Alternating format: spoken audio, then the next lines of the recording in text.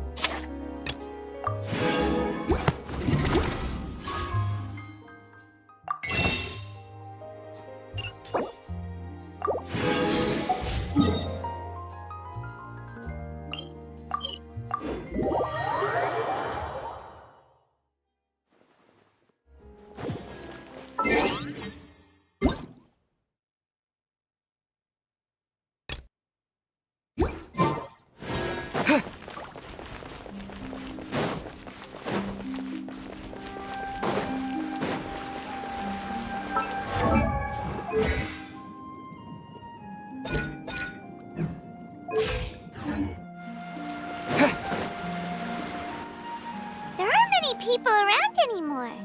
Looks like that boat we took to Araneus might have been the last one. Varcher. Looks like we're back here again. Huh? Traveler?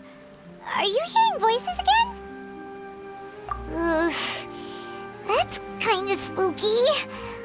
Are you sure we don't want to come back in the morning? Varcher? Varcher. Hey. Why are you still walking towards it? There might be something nasty in the water. Huh? Hang on. Paimon can kind of hear a voice. It's calling for Varcher, right? Hey, Traveler! Stop walking! Come on, wake up!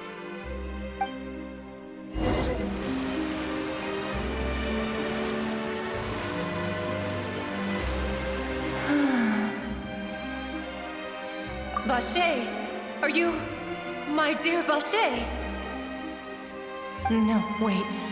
You seem to be someone else. Do you know Varcher? Do you know where my love is? Wait. Who am I? I'm very sorry. I fear I do not know. My memories feel like they have been washed away like a flood. So many fragments dissolved amidst the tide, never to be recovered. How much have I lost? How many things that I once held dear while on land have I since forgotten? Yes, that is what I was once. But now, I am but the consciousness of one who has lost their form. I do not know how I came to be like this either. I only vaguely remember being covered in light blue water, and then all grew dim.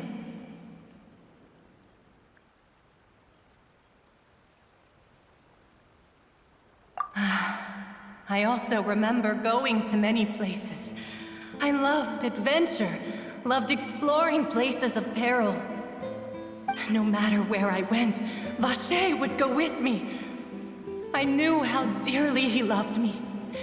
And I also loved him equally as much. But now, we can no longer go back.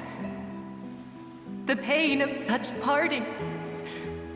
I never knew how heavy it could be. No, our reunion no longer has any meaning. There is no way for us to create any new memories. The thought of me gives him no succor. So let it lie forgotten beneath the waters. If you meet Varcher, tell him not to look for me. Tell him to move on. That is the only thing I still remember. Perhaps that is so. As I was submerged in the waters, losing consciousness, I saw Varcher above the surface. His eyes were filled with such sorrow. Such longing. If only I could have comforted him. Told him that I did not suffer. Indeed, I had felt a great warmth. Is that what you call it? Dissolving? If anything, I consider it a form of release. It was a state of neither fear nor frenzy, with only an endless peace, like the water's still surface. I could also liken it to being a thirsty person who drinks water for the first time, and only then sees how they have lived for so long in a world of endless want and anxiety. I think I hear your companion. It's time for you to go, I think.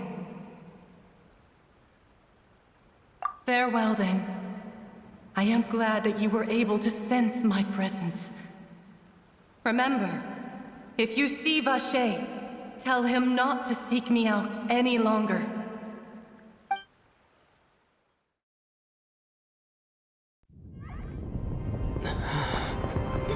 Wake up! Come on, hurry!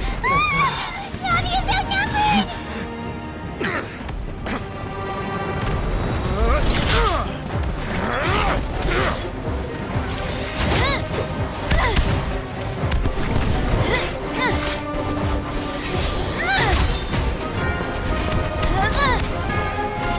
Demoiselle, look out!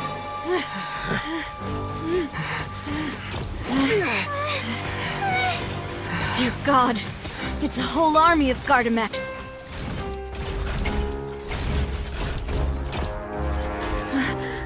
Clorinde?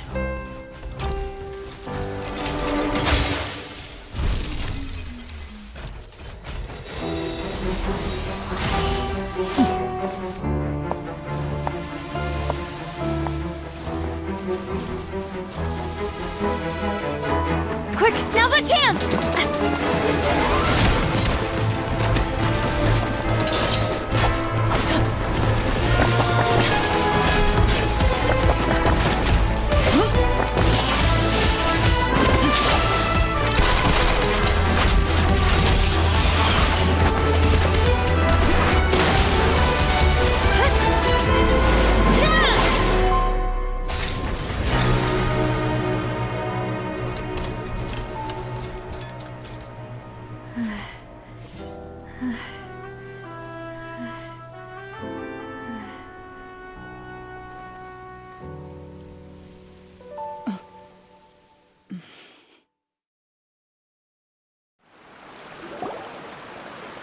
I should thank you for lending us your sword there, Clorinde.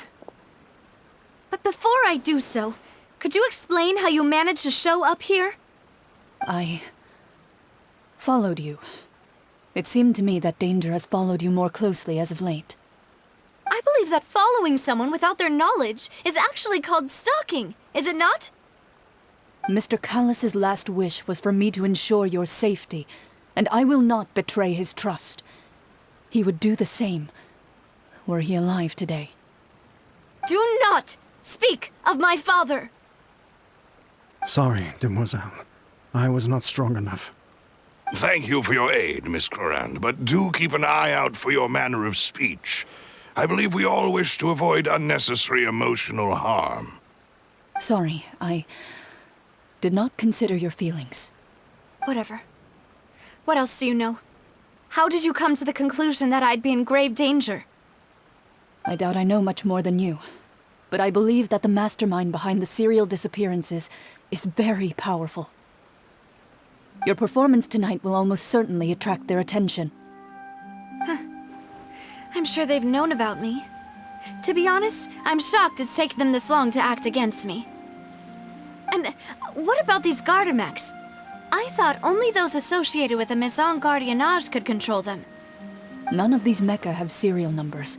I was sure to check a moment ago. They are not the ones used by the authorities to enforce the law. I can only conclude that some powerful or wealthy party must have obtained them via illegal means, deploying them as a private force of sorts. What? Your point being that they're out of Spina di Rosula's league, then? Yes. Be careful, and do not act rashly. I will continue investigating no matter what. We will bring the truth to light. That's my father's true last wish.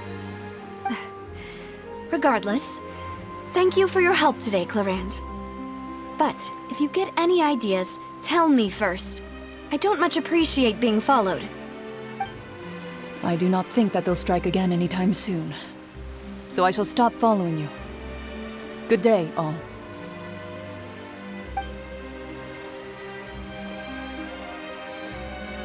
Right. I suppose that's the best news we've gotten today. Demoiselle, I believe that Miss Clorinde was being sincere with you. If we tried, we could attempt to thaw relations a little. I know, I just... She's... Oh, thank goodness! Paimon thought we were done for! Those Gardamex came out of nowhere while you were unconscious, and Navia and her gang saved us! Oh, and there was that champion duelist named Clorinde who came out to save us too! We got lucky there. Paimon probably couldn't have fought them off otherwise. Oh, come now. Forget all that polite talk. That wasn't really a farewell meal we had back there. Not for me, anyway. In truth, I hope that every meal we have together shall be a victory feast. As such, we're still partners. There's no need to thank me.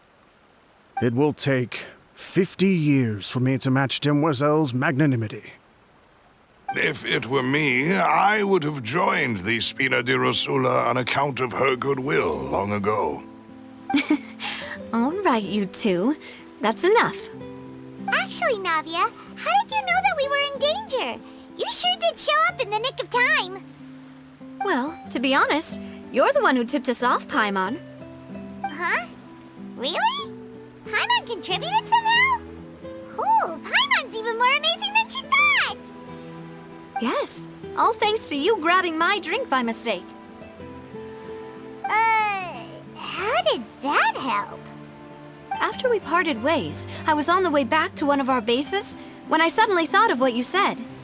That the Fanta tasted kind of salty and icky.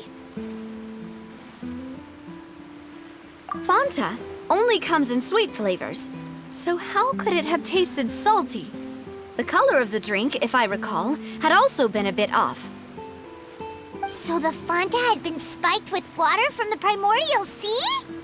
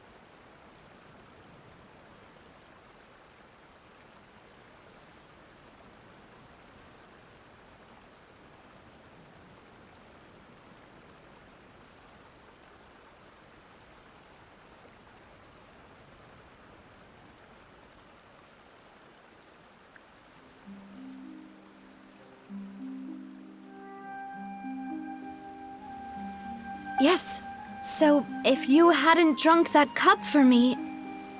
Spina di Rosula is preparing the grandest of awards for you as we speak for saving the boss. Huh? Really? I sent people to Hotel de Boer to investigate, but whoever did this left no trace at all. That's when I figured out that you might be in danger and hurried here as quickly as I could. But why would they go after us too? All we did was defend Linny in court and help clear his name. Ugh, now we're caught up in this mess too, aren't we? Well, you did foil a plan that they were probably pretty proud of, and almost got their name in the process. Speaking of which, did anything strange happen when you drank the primordial seawater? Well, it can't be a coincidence that the traveler fainted just now. He said that he heard that voice calling for Varcher again. Oh, and this time Paimon heard it too, but it was real faint. Does this situation have to do with the primordial seawater then? Does that mean the primordial seawater raises someone's sensitivity to hydro when it's used on people who are not from Fontaine? That doesn't sound like too much of a bad thing, to be honest. New intel? While you were out cold? Well, let's hear it, shall we? Oh, that is important. Varcher. That name doesn't ring a bell. I suppose he hasn't stepped forward as a witness in court lately. Since he saw that young woman dissolve, he was at least at the crime scene. But he never gave testimony or any information regarding people dissolving in the primordial seawater. Could he have been threatened? Yes, thank you. This is very important information indeed. We will continue to investigate. Oh, you mean you'll help us investigate? Well, you did say that our farewell meal didn't really count. That means we're still partners, right? And besides, we're in this now whether we like it or not. You're not gonna let those people who targeted us get off the hook so easily, are you, Traveler? Demoiselle, do try not to look quite so pleased. You are the face of Spina di Rosula, after all. You talk too much. Well, in that case, let's head back to one of our bases, shall we? I'll arrange accommodations for you. We also have some plans to go over, and hopefully we can deepen our bonds as partners. But we'll take that one step at a time, I guess. Don't worry, you two. With us around, our base is definitely secure.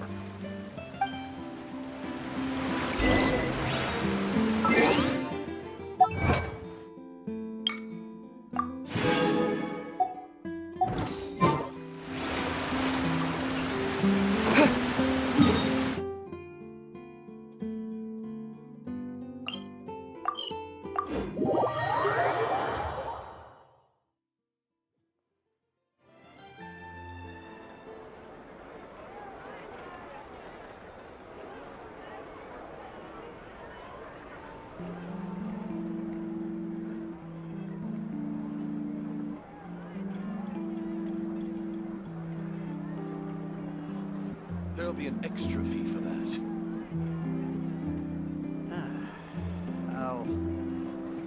I'll think about it.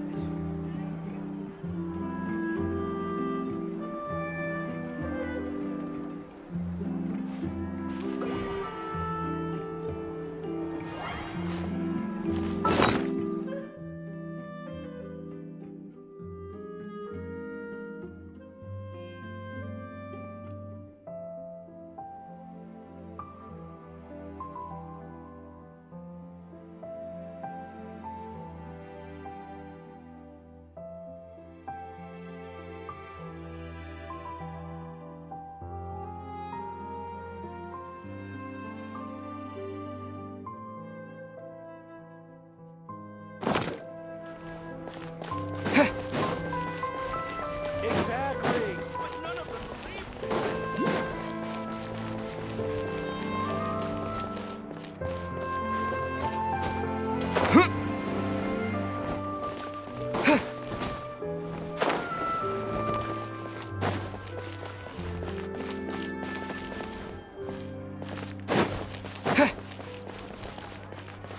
Being skilled at something doesn't make it a hobby.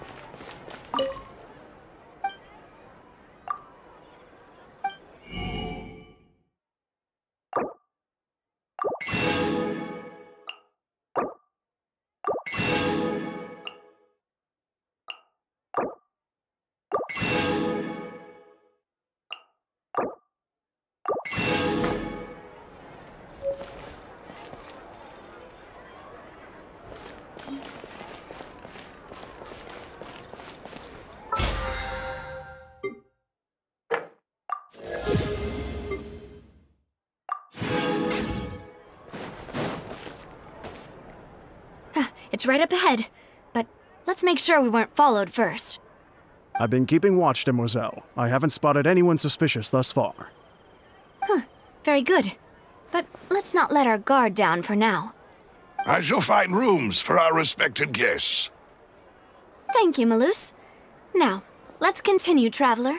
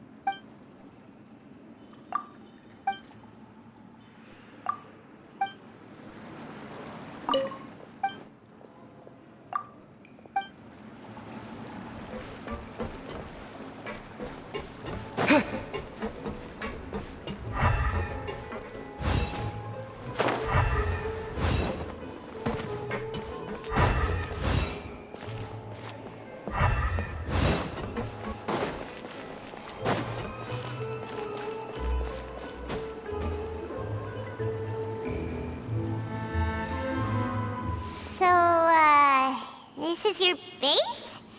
It's not quite what Paimon imagined.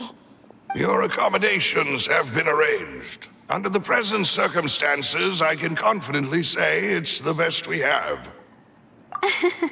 Well, our funds have been a little tight lately. After all, we don't allow illegal or unethical profiteering. In fact, our funds often come from citizenry who support us. Seems like it's tough times for everyone. But if you have the support of the people, that does sound like it's worth it. To be honest, our financial situation was a lot better back when my father was in charge a few years ago. I'm afraid I'm not quite his equal. Your father... He was the previous boss of Spina di Rosula, right? How did he...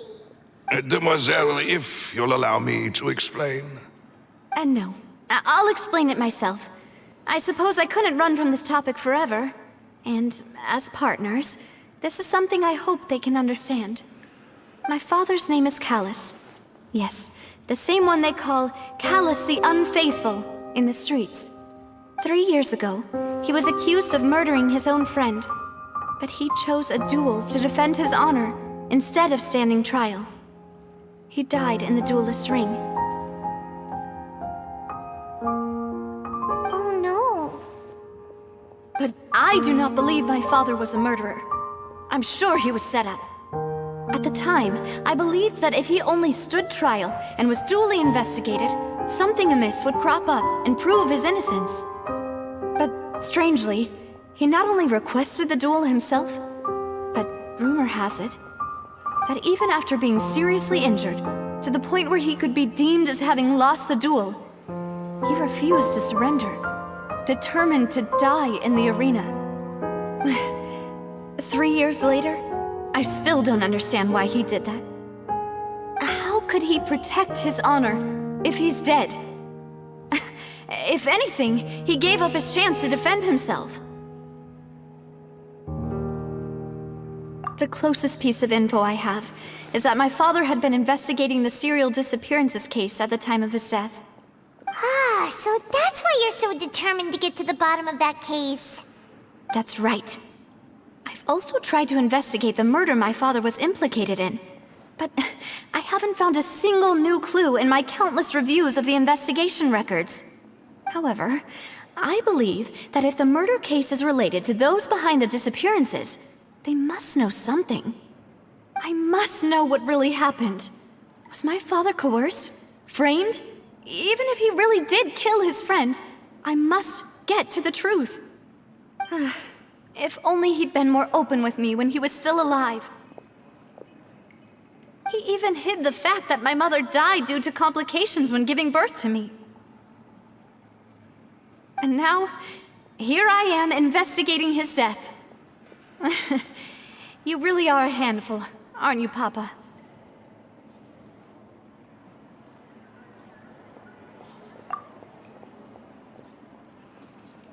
Demoiselle, please, if there is anything I can do, anything at all. I also will never believe that Master Callas murdered anyone. There are none whom I respect more than the two of you, Demoiselle. Master Callas did so much good in life, yet all it took was one murder case for him to be dubbed Callas the Unfaithful. Even our supporters decreased greatly due to that incident, hence our strained finances at present. Wait, if Callas was such a good man, wouldn't people at least be a little suspicious when he was accused? No. Perhaps people just revel in that kind of drama. It's not something exclusive to people from Fontaine, really. Everyone's like that. People love watching the evil turn over a new leaf, but they also enjoy watching good people fall into an abyss from one slip-up just as much. But how could... never mind. If Callas was really falsely accused, we have to find the truth. He didn't deserve to have that happen to him. There is one other thing. Master Callas's opponent in the duel was Miss Clorinde. Oh, her? Well, then, is Isn't that as good as saying that she was the one who killed him? Yeah, that's not the sort of thing that you can just let go and move on from. Miss Clorinde has always placed great emphasis on the honorable nature of the duel. If her opponent doesn't yield, she will not stop either. She knew Master Callas beforehand and greatly respected him, but seeing how he was resolute in the arena, there was only ever one choice she could have made. It's not that I don't understand her at all, but I just can't deal with this yet. Don't worry, Navia. Paimon knows how you feel. You don't have to force yourself to do that. Afterward, Miss Clorinde told us that at the start of the duel, Master Callas requested that she ensure Demoiselle Navia's safety.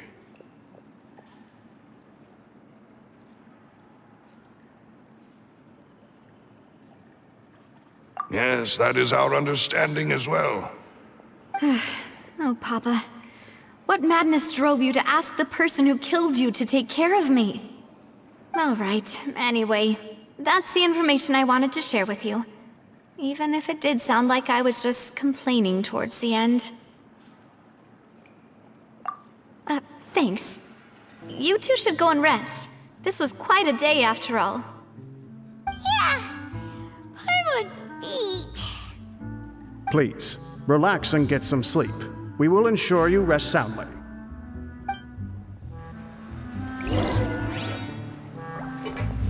Whether it be responsibility for Spina di Rosula or Master Callas' death, it all landed on Demoiselle's shoulders so suddenly. This won't do. I must become stronger.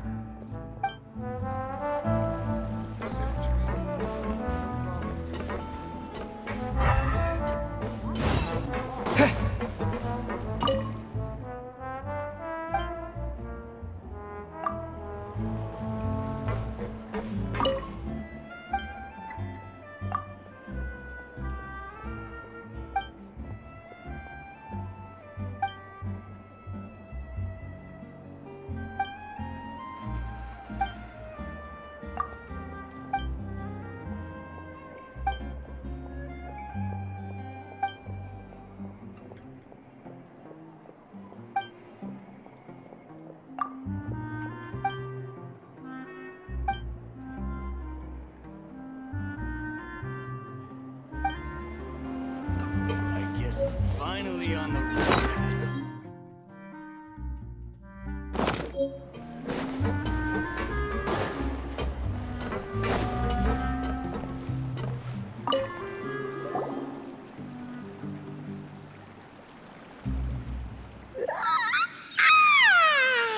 Paimon slept so well. This place feels almost too safe. Huh? Navia? Where did the other two go? I sent them back to Poisson. It's Spina di Rosula's place of origin, and where we have our headquarters. There's not much for them to do here at the moment. Paimon gets the feeling that you're just trying to get them off your back. But never mind that. When did you get back? Were you waiting here the whole time? No, I just returned after going out for a while. I did some investigating yesterday regarding the name Varcher. Wait, so you didn't sleep at all? How could I after having such critical new evidence appear? Guess Paimon wasn't speaking for everyone just now, huh? Unfortunately, this name seems to have been wiped from existence. It doesn't seem to have a match anywhere. I suspect that those behind this have already taken steps to hinder an investigation from this angle. But that does prove that this Varcher person is a key witness in the incident. Does that mean we're too late, though? No. There is one ray of hope. One place in Fontaine that they would find almost impossible to threaten, no matter how much they wanted to. And that is the archives kept by Chief Justice Neuvillette, a place where detailed files on all the cases in recent years are kept. If the Oceanid you met is one of the young women who went missing recently, we should be able to find some related information there. So Neuvillette maintains an archive of case files? Whew. Guess that's the hard-working Chief Justice for you. In that case, let's go talk to him, shall we?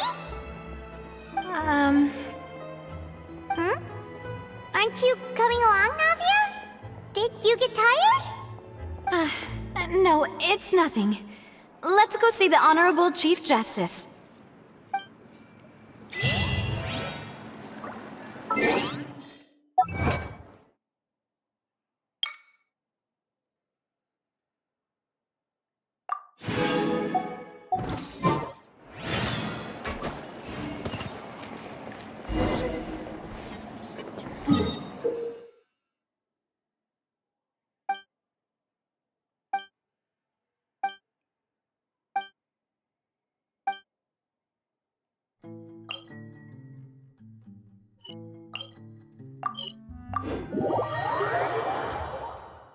The Palais is right up ahead. Come on.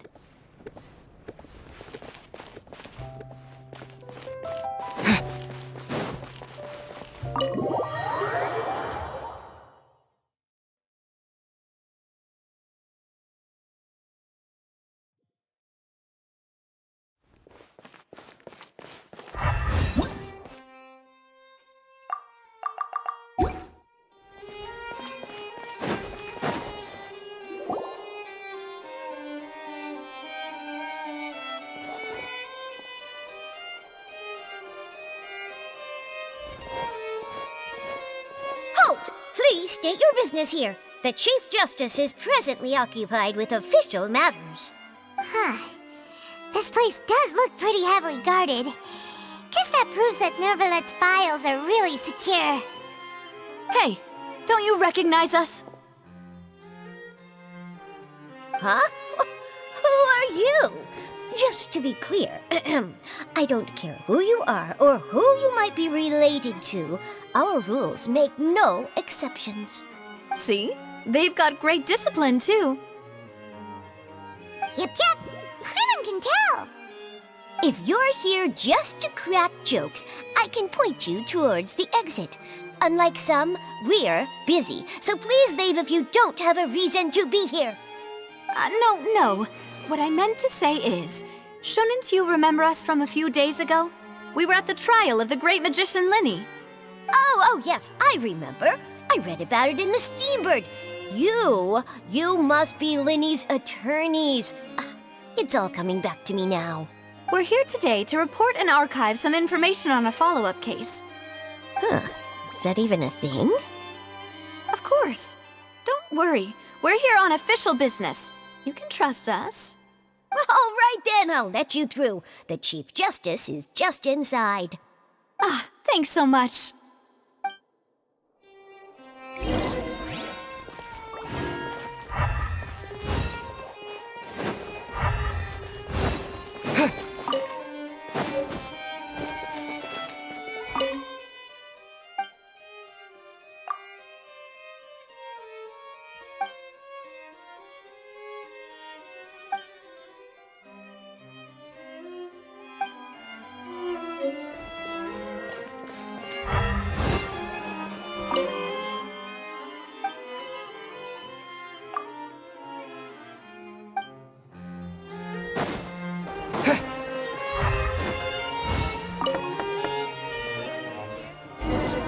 Please come in.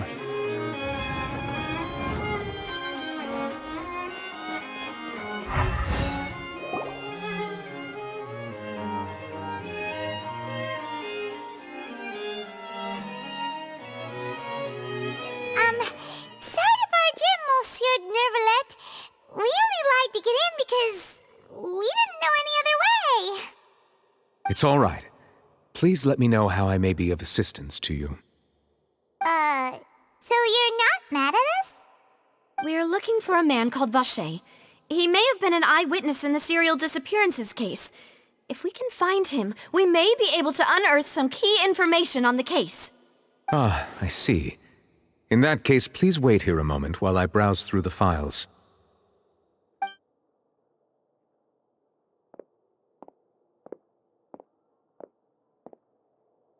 Who knew that Neuvillette would be so easy to talk to?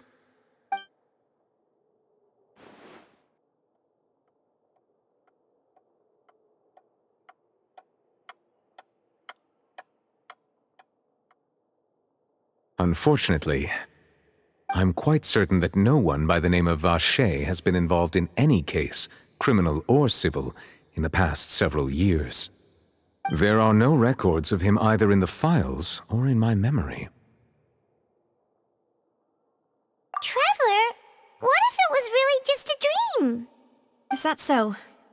All right then. Thank you so much, Monsieur Neuvillette. We'll take our leave now. Ahem.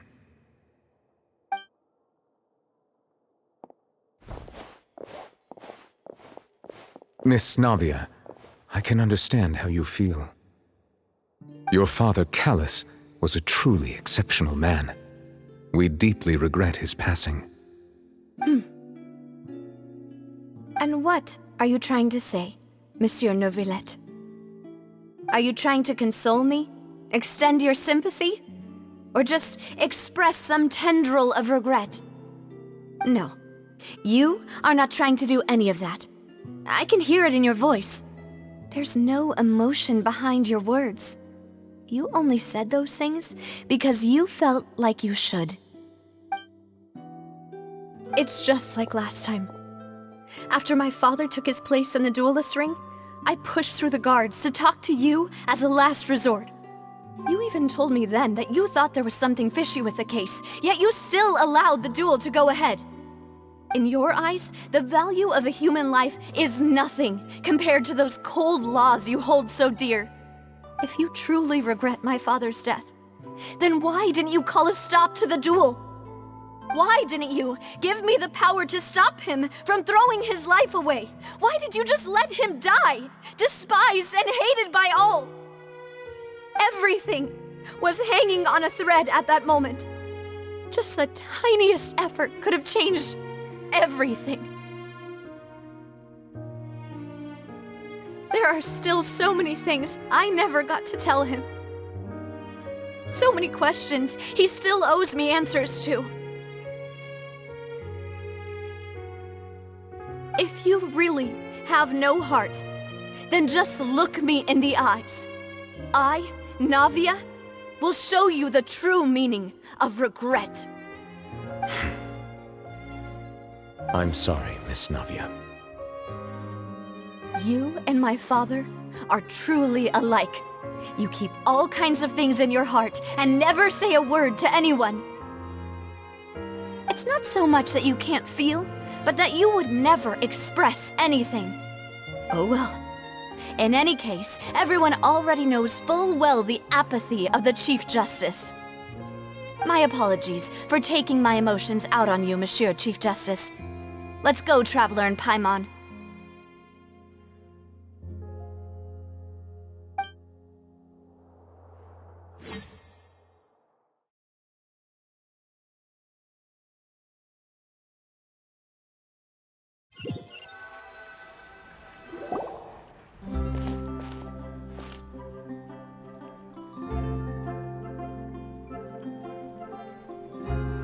Navia, are you okay? I'm fine.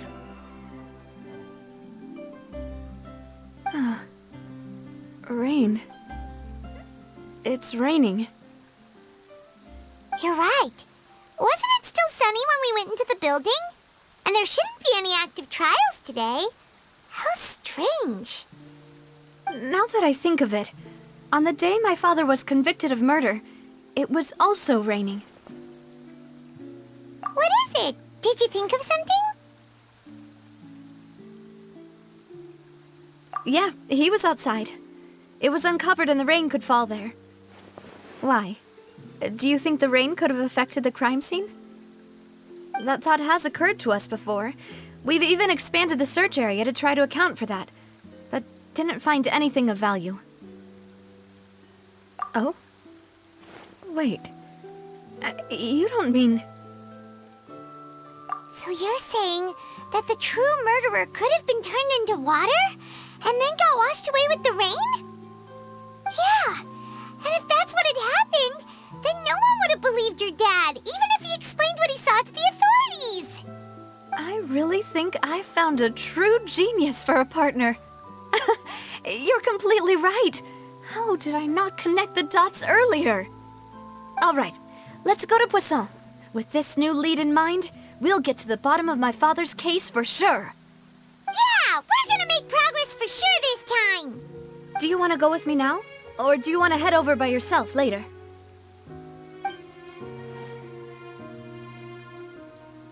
Great, let's go then.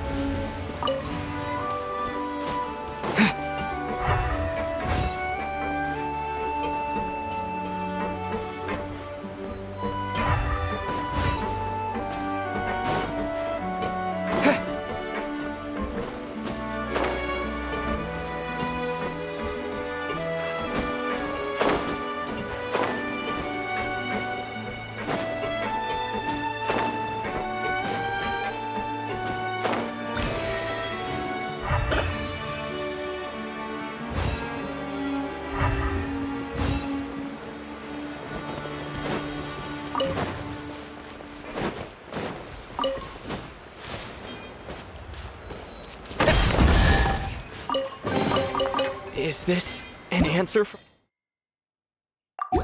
this world?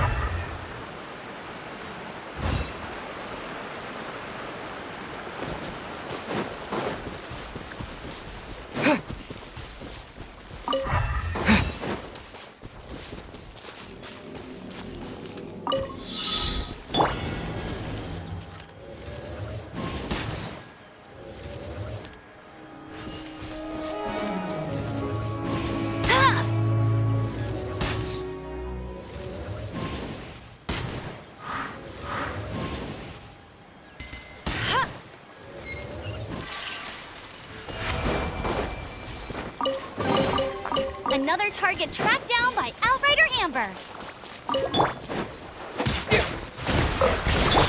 Surprise! Whirling snow!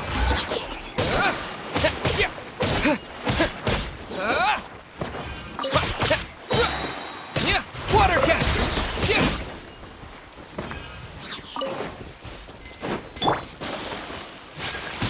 My apologies!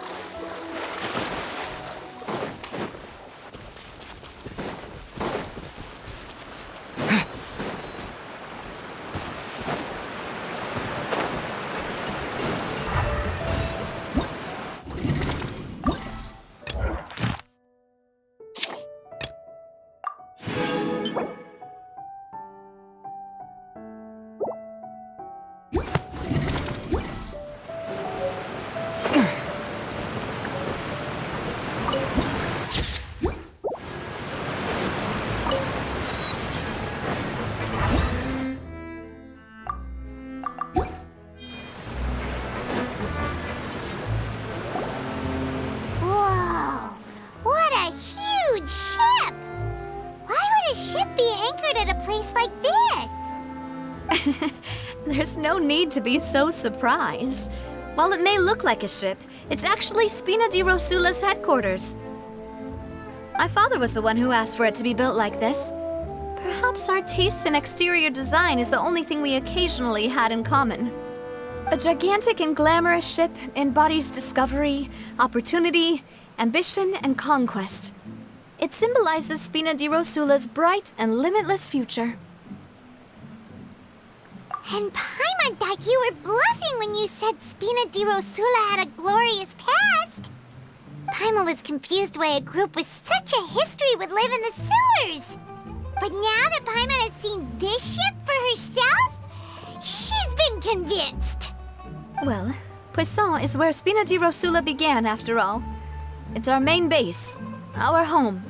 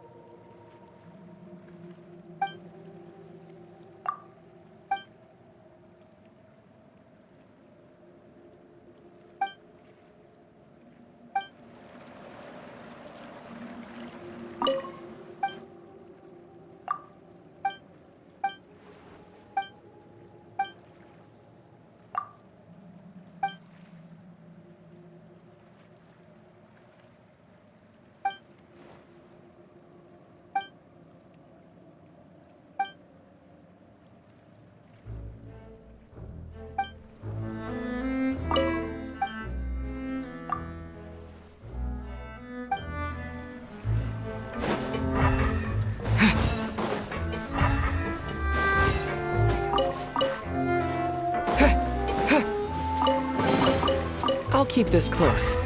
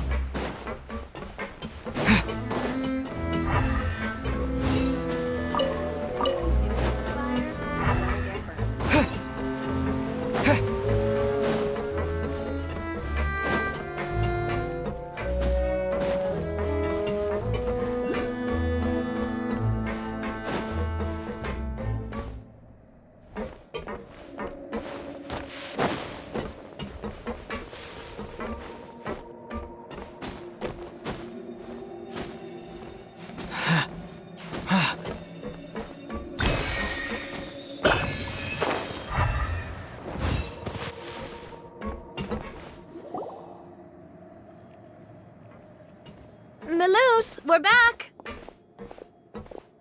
Apologies for the wait, demoiselle, and our most important partners. You said before that you still had some business at the court. What brings you back to Poisson so quickly? About that. It's because my partner here reminded me of something really important. You see, what if my father's case had something to do with water from the primordial sea? You still remember, right, Melus? On that night, it was raining? Yes, the case was quite similar to that of Mr. Linney's. Both were what you'd call impossible murders. Could you tell us a bit more about what happened before? Yeah, of course. Many years ago, something called synth began to gain popularity in Poisson. At a glance, it was a kind of drink that could excite your mood and produce many pleasant hallucinations. Wait! Didn't that guard guy who turned into water also mention that the primordial water could be used to produce some kind of potion? Yes, he did. Considering what we know now, it's almost certain that synth is created using water from the primordial sea. If you drink synth for an extended amount of time, you'll suffer many side effects, such as losing the ability to focus or control your emotions. And if you were to stop drinking it completely, you'll experience flashes of paranoia and anxiety while lacking energy to do anything. It's an extremely dangerous substance. As he oversaw Poisson, my father was compelled to put a stop to synth abuse and called for a complete ban of it. Boss's uncompromising attitude incurred the synth vendor's wrath, but no matter how much they threatened or bribed him, he refused to yield. Not only that, Boss became determined to find the mastermind behind the synth operation and put an end to the problem once and for all. Yes, but the enemy was very cunning. So he could never get anything out of the dealers, all of whom only sold the stuff and weren't privy to the rest of the operation. Recognizing that, my father decided to contact the dealers in secret and cultivate personal relationships with them. Finally, he was able to convince someone to become his informant. The man's name was Jacques. He felt greatly ashamed about his work after seeing many families destroyed by synth abuse. That night, my father hosted a banquet at his countryside estate. He planned to meet up and exchange information with Jacques over some food. But then, we heard 2 gunshots from the courtyard. We raced to the scene and found my father, still holding a gun, and Jacques, who was already dead on the ground. Huh? How did that happen? Aren't they on the same side? Sounds just like Lenny's case, doesn't it? In both cases, the culprit seemed obvious, but neither appeared to have any motive at all. Looking back on it, though, I now believe the most important clue was something we all overlooked at the time. There were pieces of clothing left at the scene. Precisely. It's all thanks to you that I made the connection now. Back then, we all just thought they were some costumes that Jacques used to disguise himself at the banquet. But, considering it now, it's almost certain that they belong to a third person at the scene. With one extra person, we'll also need to reconsider why the 2 shots were fired.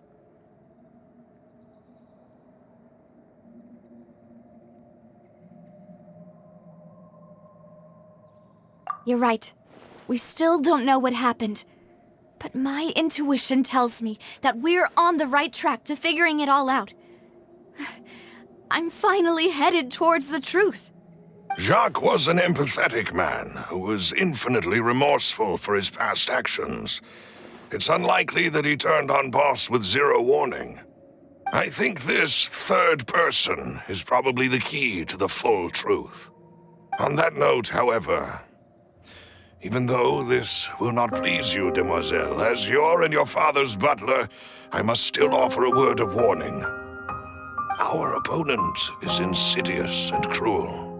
They are extremely difficult to deal with, and Boss has already lost his life trying to bring them to justice. Even though Spina de Rosula has lost most of its former glory, Poisson has welcomed a new time of peace, and we have been allowed to live out our lives. There is no need to follow your father's path. It would be both wise and in line with Boss's wishes to step back and give up on the case. If that's indeed what he wished for, then he should have told me that himself. Was I not the closest person to him? And yet, I was the one most kept in the dark. What was the point of him dying without sharing any of the secrets he knew? Did he manage to protect anything in the end? Synth is still here. Callas the Unfaithful is still his epithet. And Spina di Rosula is barely getting by. Nothing has changed. Did he think I'd just accept his meaningless death and live out my life just as meaninglessly? I've never accepted that. Ever. Not since that day, and certainly not now. I want to find out the real answer for everyone's sake. For the missing girls, for the victims, and for myself. Navia. This is indeed the best moment to act. Your partner appears to be quite reliable, and more importantly, demoiselle, I think you're also ready to take this on. So you do know something else, Melus? Yes, I do.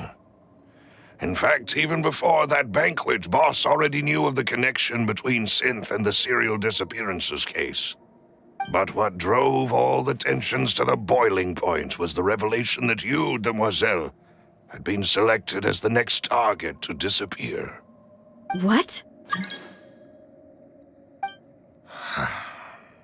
Boss also didn't tell you that he had been diagnosed with a rare illness. The doctors told him that he had no more than 5 years left to live. And the serial disappearances case caused him great anxiety. 5 years was nowhere near enough time to resolve this long-standing conflict. But once he passed away, all the danger would pass on to you.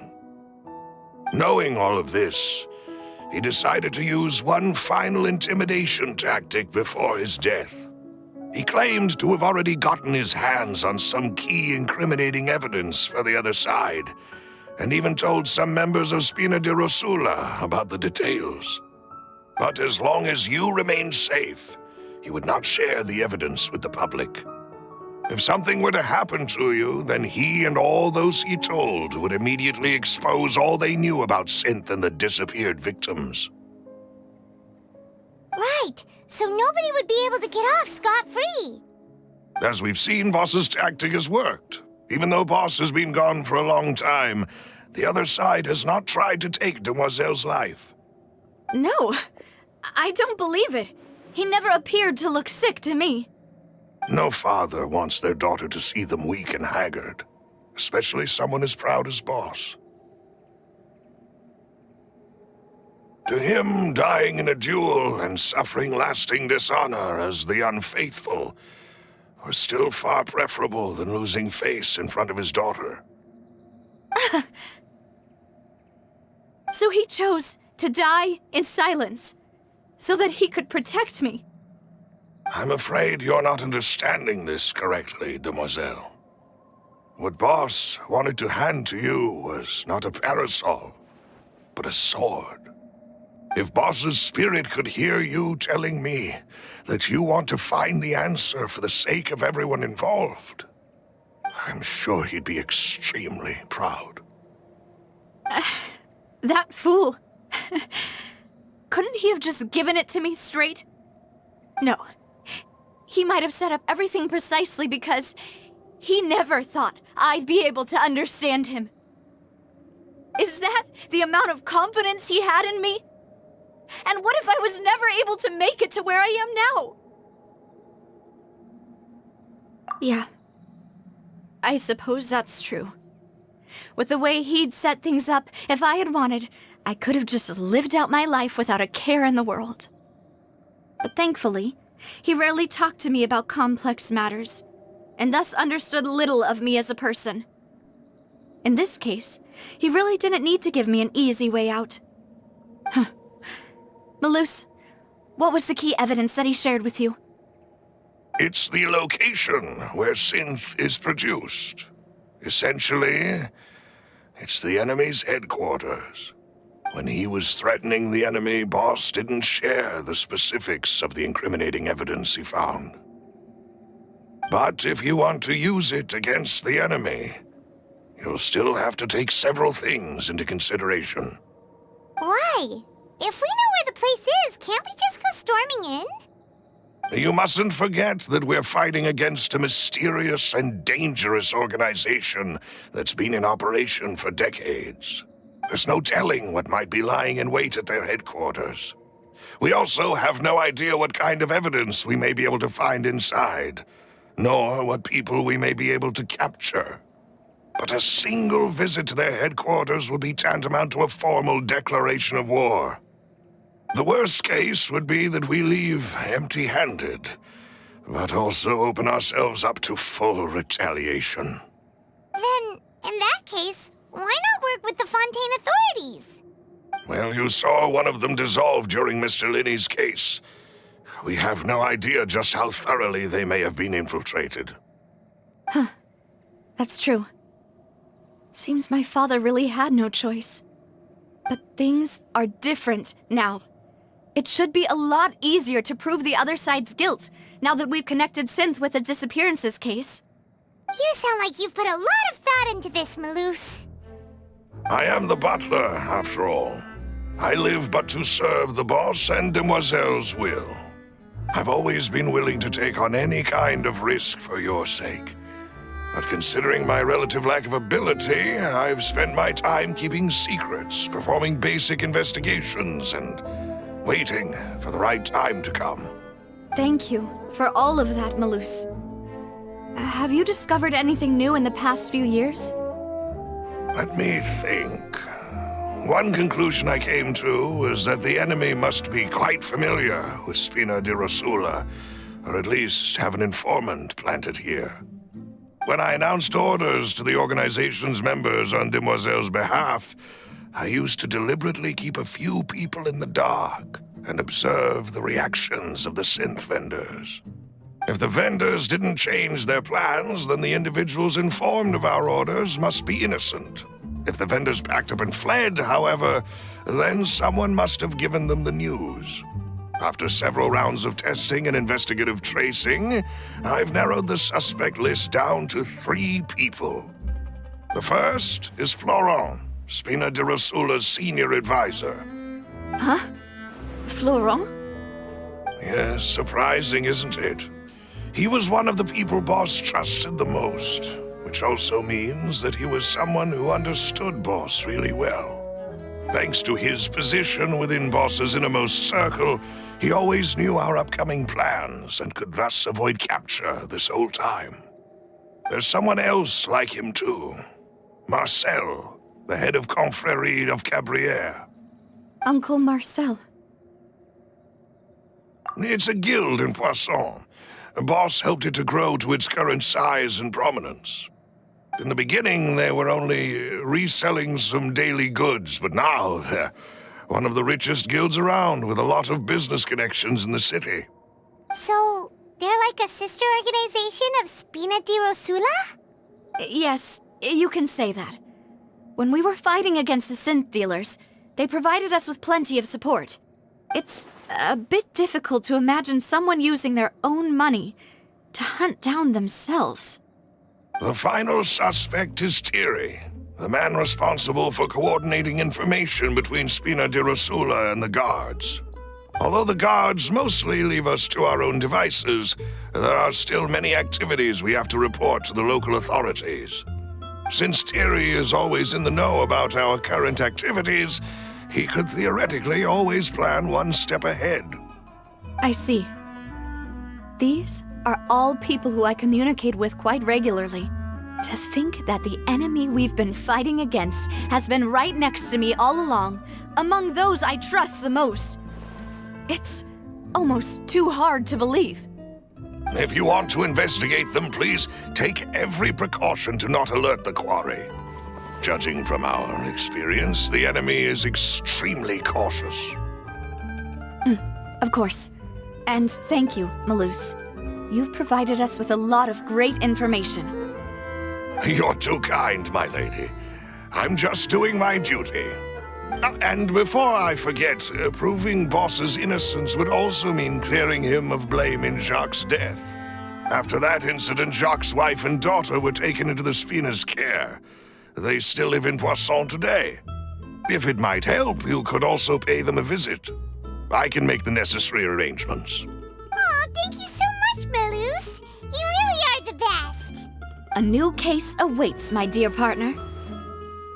I hope we can work together to uncover the truth and end this case once and for all.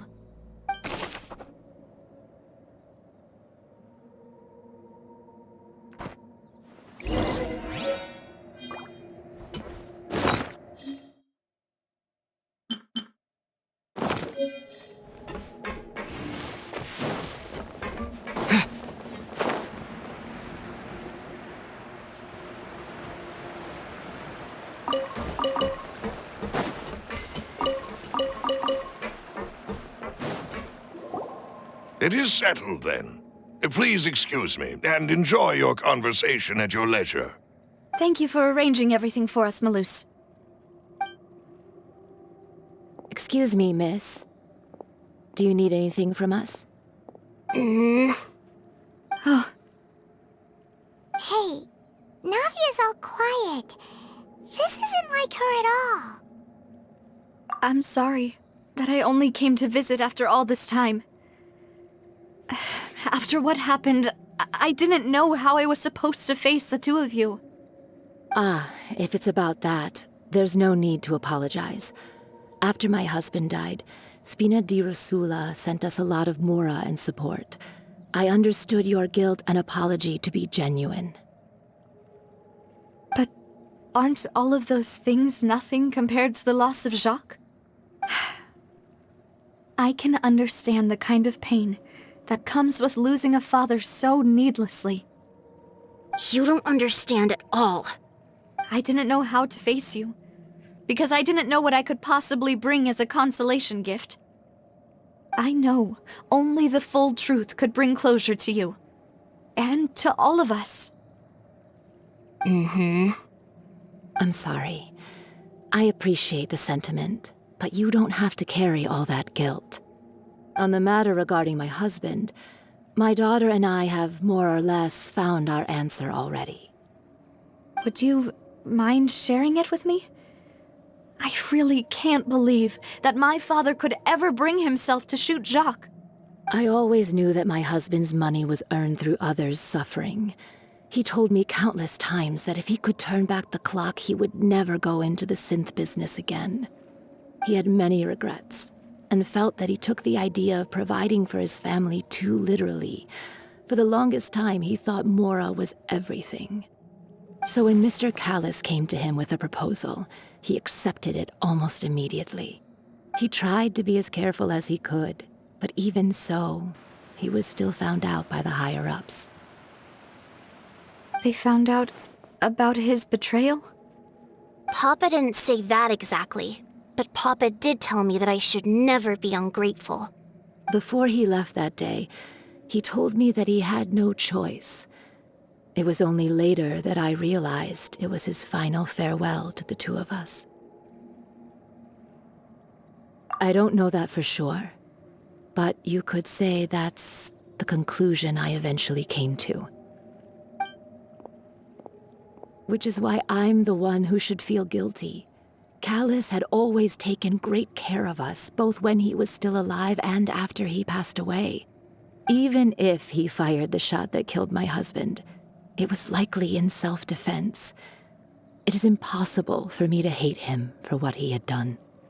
But Mama, why is Papa still the bad guy if he did the right thing? Papa always wanted to be a good man, so why did he have to do a bad thing in the end? Well, things aren't always as they seem. You still feel like your papa was a good man, right? Yeah, Papa was a really good man. The best in the whole world. Then you should hold on to that. If a good man had to do a bad thing, then he must have had his reasons, regardless of whether he left you a parasol or a sword. He must have done so to give you a better life. Oh. Thank you for everything you've told me. I will definitely find the truth.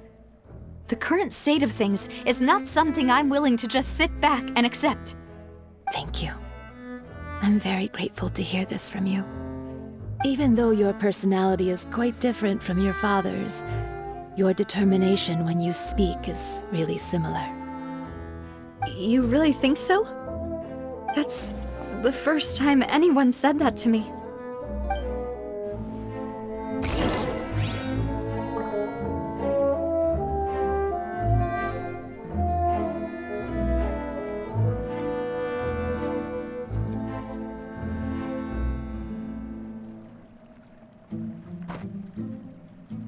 I'll leave my husband's case to you.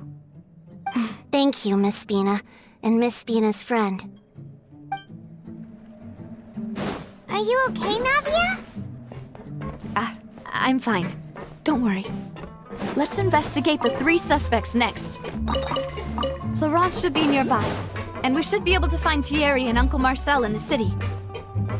I'll get myself together on the way, so please don't worry.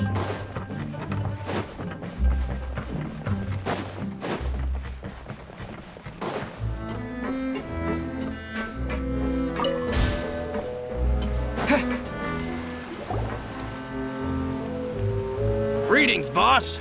How may I be of assistance today? I'm sure you've heard about what happened at the Opera House. Someone got turned into water right in front of us. Yeah, I've heard. With something that dramatic, I'm sure journalists will milk it for all it's worth. And it'll be all the talk for the next several weeks. It also reminded me, on the day that the incident happened with my father, it was raining outside, and we found some clothes left at the scene. After my partner here put the dots together for me, I feel like we should try to reopen his case. Can you do me a favor and try to recall what happened that night? Let me think. Mr. Callas was feeling pretty upbeat that day. So he was drinking and bantering away with us at the table. After that, he told us that he wanted to go get some fresh air. So we let him go without thinking much of it. Who knew that we would hear 2 gunshots ring out right after? My first reaction was that Mr. Callas's life was in danger. So I grabbed my holster and made a mad dash toward the scene. But when I got there, it was already too late. Mr. Callas was standing over a dead body with a gun in his hands. All we could do was look back and forth at each other, not knowing what to say. So you also remember 2 gunshots then? Indeed. The guards said that the first shot didn't hit anyone, while the second killed Jacques. But I've never really bought that explanation. Reason being, Mr. Callas had left his gun on the table. I even made sure to confirm that before running to the scene.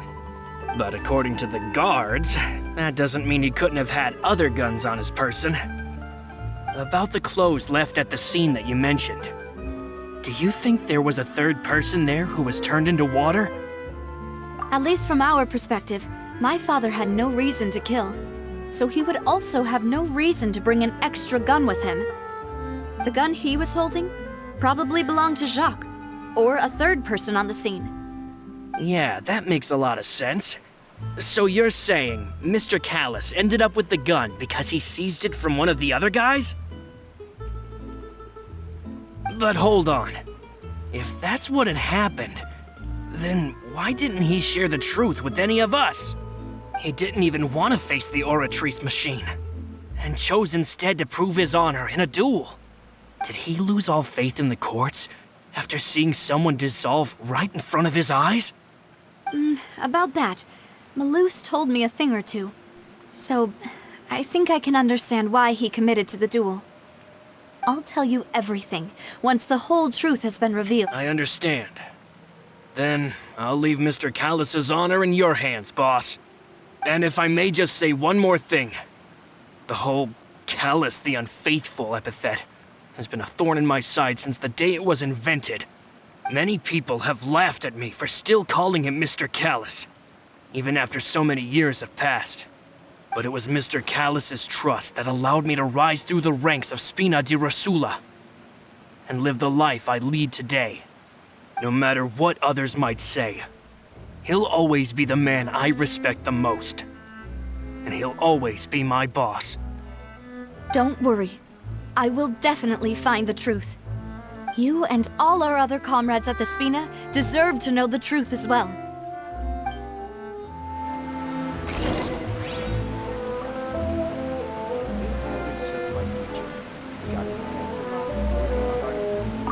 My apologies, boss, for that last sentimental bit. It's just... many years have passed while I've held my tongue. It's not often that I get to share my true feelings with others.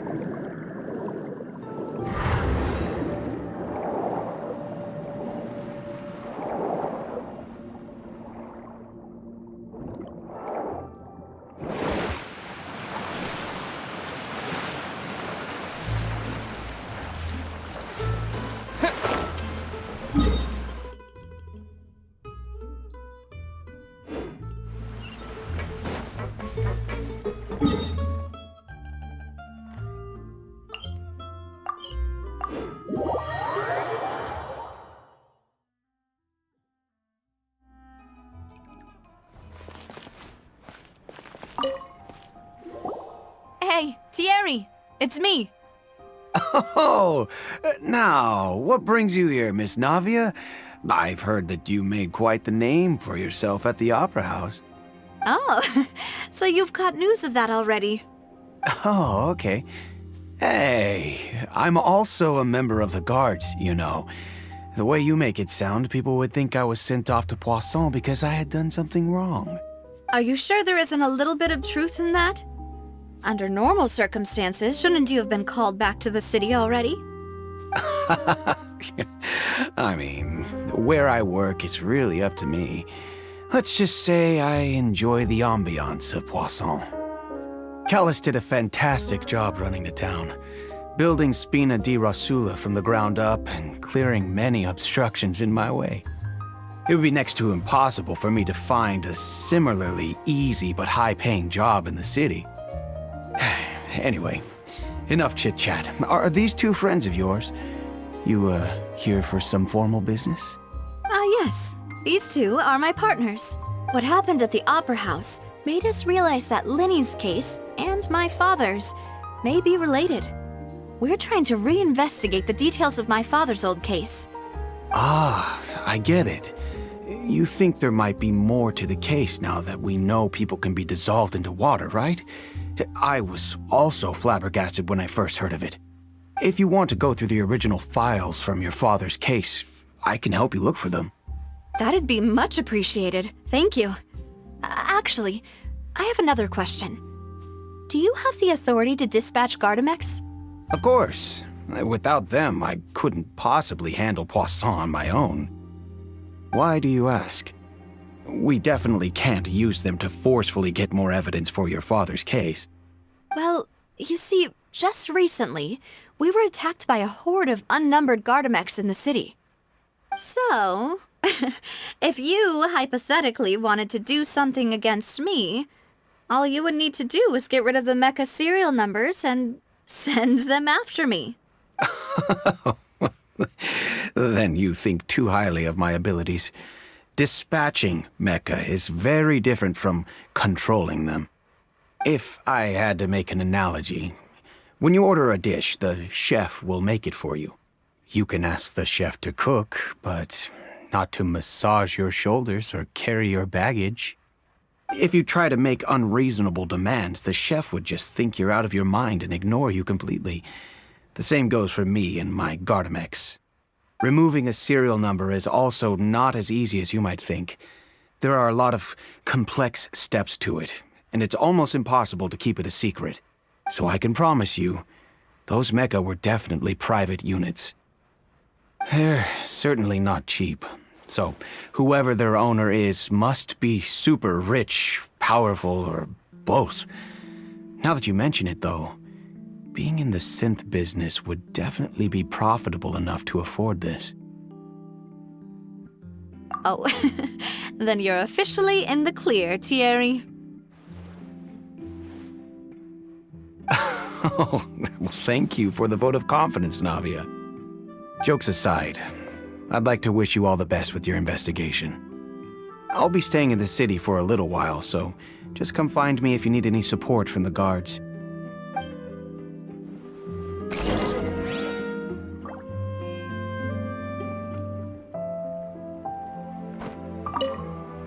I'll see what I can do for you in Spina di Rosula when it comes to guard stuff, but don't go advertising it to everyone else.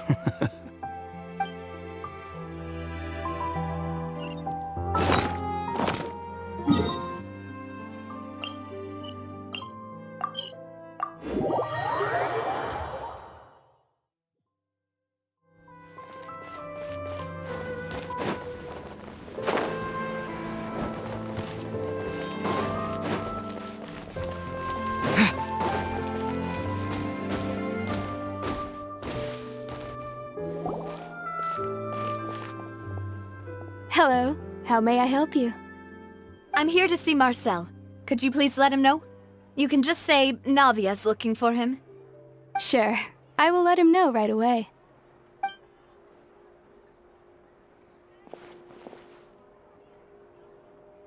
Navia, hello. Sorry to keep you waiting. I'm not as young as I used to be, so my legs are giving out a bit. Oh, it's all right, Uncle Marcel. There's no need to stress. I just wanted to talk to you briefly about what happened in the Opera House. I'm sure you saw everything too, right? Yes, I've never seen anything so strange. Oh, you were at the Opera House too? That's right. I went there with Navia to see the magic show. Who knew it would turn into a whole murder mystery? I also witnessed your marvelous sleuthing work. Quite impressive. To beat the Hydro Archon at her own game on her own turf, I can already imagine everyone in Fontaine discussing your exploits over a few glasses of wine. Oh, Paimon doesn't want to become the talk of drunkards. Apologies. It's just how Fontaine is as a nation. Everyone loves drama and theatrics. Uncle Marcel, you've also noticed that other thing, right? The fact that humans can dissolve in water? Yes, I was reminded of your father's case right away. Is that what you're investigating now? Exactly. I still don't have much solid proof, but I can sense that the other side has already begun to act. Oh, and what makes you say that? We were attacked on Araneus by some unnumbered Gardamex. And there was also an attempt to get me to drink water from the primordial sea. If not for the vigilance of my partner, I probably wouldn't even be here talking to you right now. Oh, you're giving us too much credit. Wasn't it you who protected us?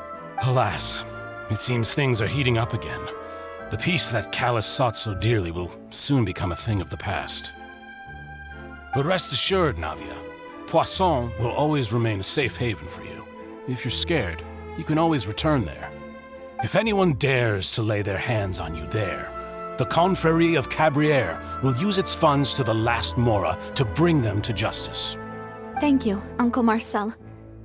But I don't intend to go into hiding. I'm going to strike while the iron's hot. Do you have any new thoughts on my father's case? About that. Sorry, my age is catching up with me, so it'll take me a while to recall my memory. The Confrérie was responsible for that banquet, so I was out and about the whole time making sure things were running smoothly. I didn't even have the time to drink with the guests. Then I heard the sound of a gunshot, and the rest was history. Oh, it's okay. No need to push yourself. We'll ask around some more, see if there are any valuable clues elsewhere. Sounds good. Just let me know if you ever need Mora. All my wealth comes from Callas' patronage and support. I'll spend however much it takes to clear his name.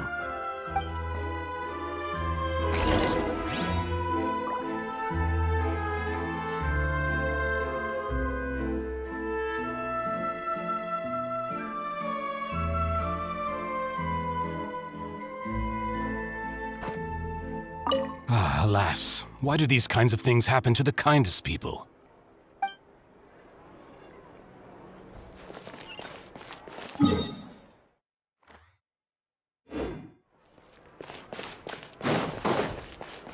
This can work. I'll just treat them as new samples.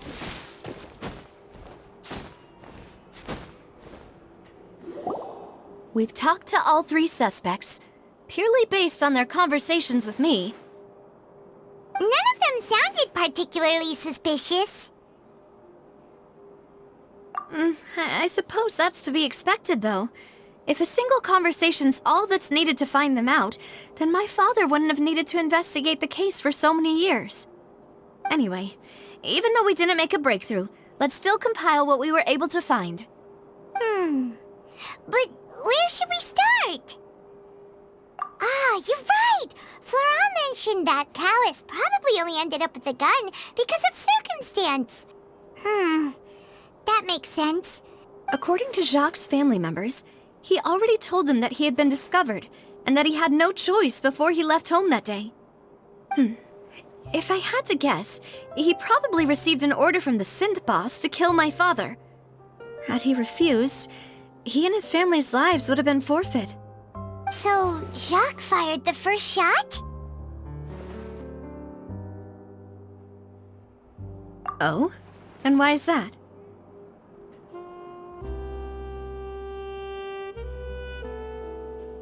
Ooh, that's a good point. Jacques probably already knew that he was just being used as a tool for murder. And once he had completed his mission, he'd be of no more use to his boss. So, what would make more sense from his perspective would be to turn his back on the Order and seek protection from my father. Makes sense. But without evidence, that's still just a theory. Besides Jacques, the attack from the Gardamex has been bothering me quite a bit as well. It's obvious that our enemy has become more antsy after the secret of the primordial seawater was revealed. Do you think he knew, even then, that we'd follow this lead to the end? Given everything that's happened since, it's quite possible. But who among the 3 suspects would have the ability to control privately owned Gardamex?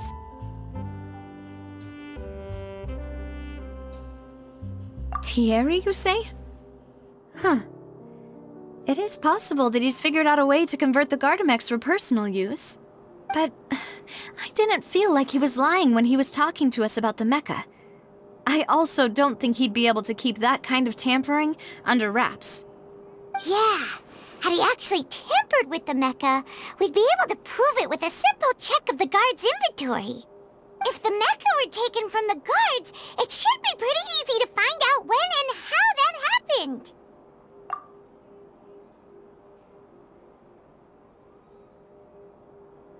Uncle Marcel? My father did really trust him. And they worked together on a large number of projects. Maybe that's how he got to know Jacques. And with funds from the Confrérie, he could also afford a large number of Gardamex. It's still really hard for me to imagine, though. After all, Uncle Marcel has been around since I was just a child. Also, wouldn't this mean he has been spending a whole lot of mora and energy to fight his own synth business? Florent? It is true that he was closest to my father, and thus had the best chance of learning about his dealings with Jacques. But as Spina di Rosula's advisor, his work mostly deals with personnel and security, so he shouldn't have much means when it comes to finances. So you're saying he's too broke to afford a mecha army? Exactly. He can't. And even if he could, I don't think he would be able to dispatch a whole group so quickly. Who could it be?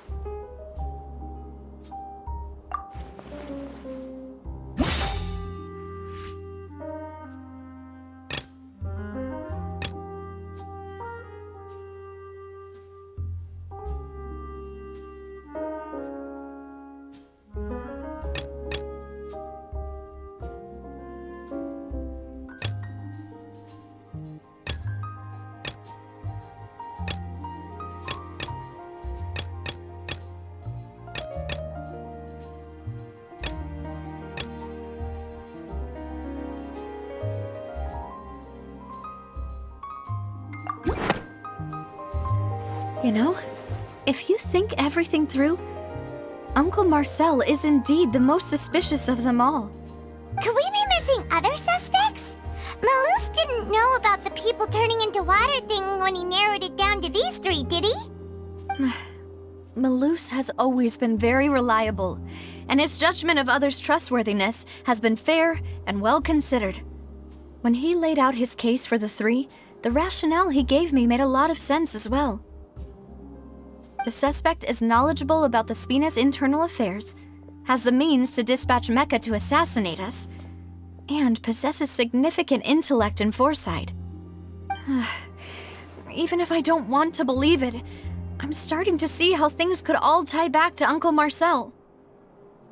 Well, we still have another trump card on top of all the theorizing and speculating.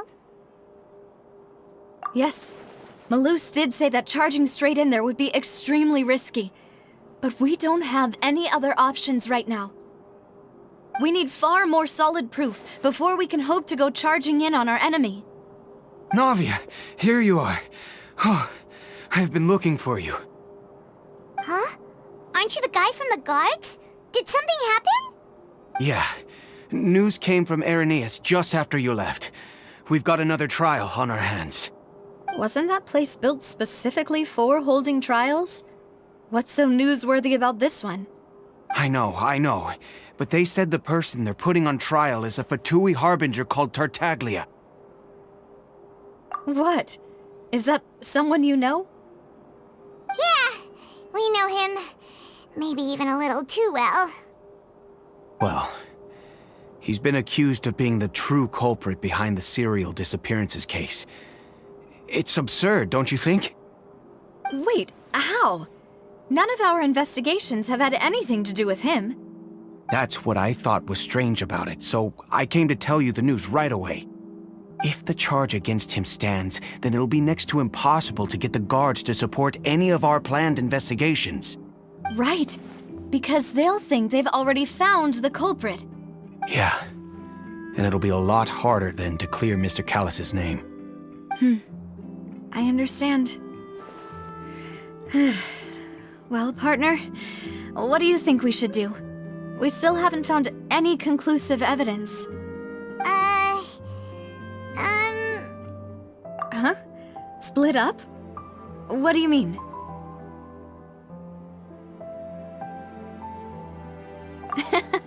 Just as expected of my partner.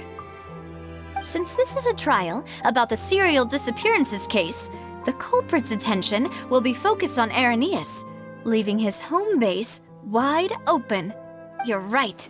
This is our best opportunity. All right then, let's do this. I'll stall them at the Opera House and charge Marcel as the true culprit. I won't have any chance of making that charge stick, though, unless we find more evidence. It'll be up to you to make it back in time and hand the decisive evidence to me. We'll help you, just like you helped us in Linny's trial. Demoiselle, please allow us to accompany you. I'm ready. Ah, Melus, Silver. When did you two get here? We heard that you'll be leaving Poisson and figured that you might require our assistance. It's our hope that your confidence will be bolstered with the two of us by your side. Thank you so much. Then, let's make haste for Arrhenius. Paimon, Traveler, I'll see you at the Opera House. See you then!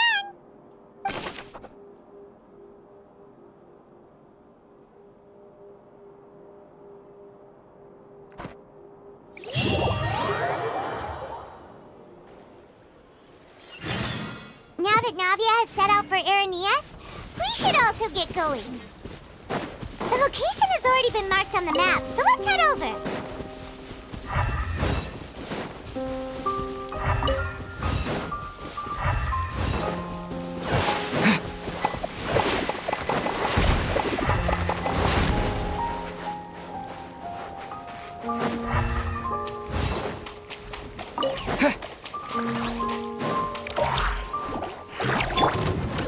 Whirling snow!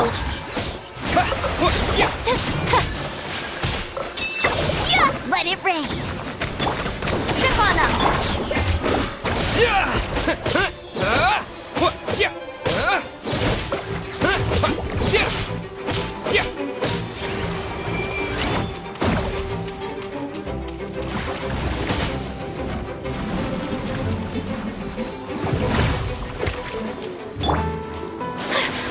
Take flight!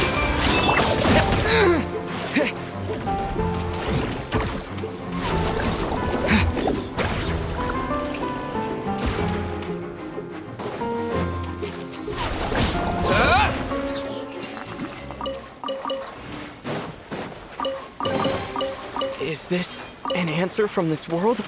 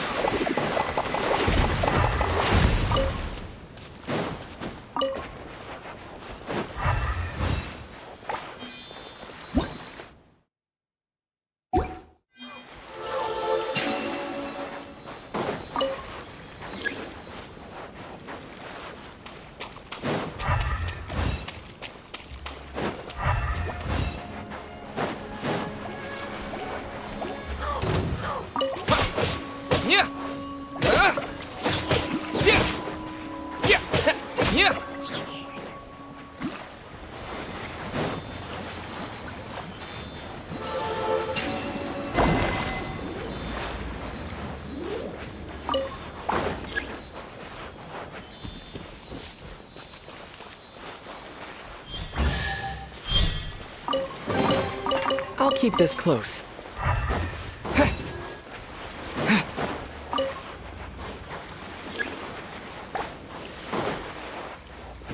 Water jet! Yeah!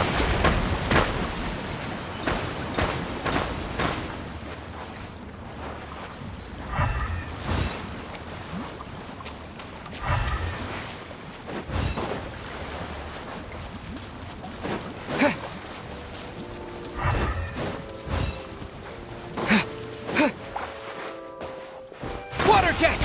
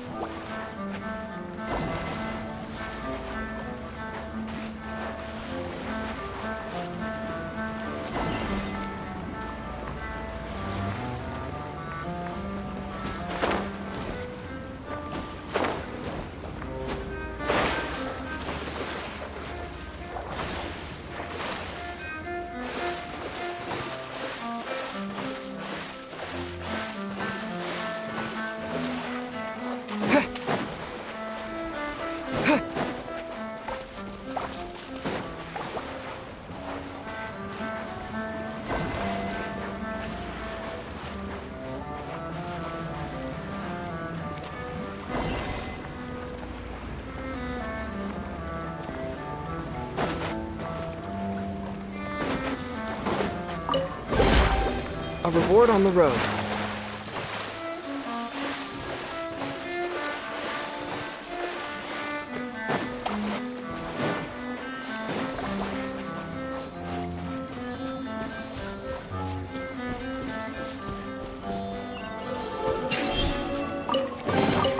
A reward on the road.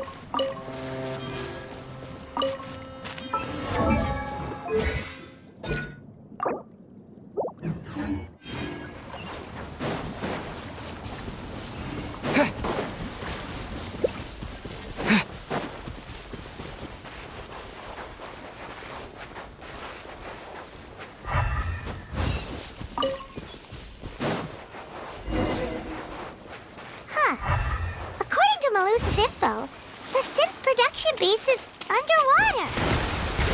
Let's go and try to find the entrance.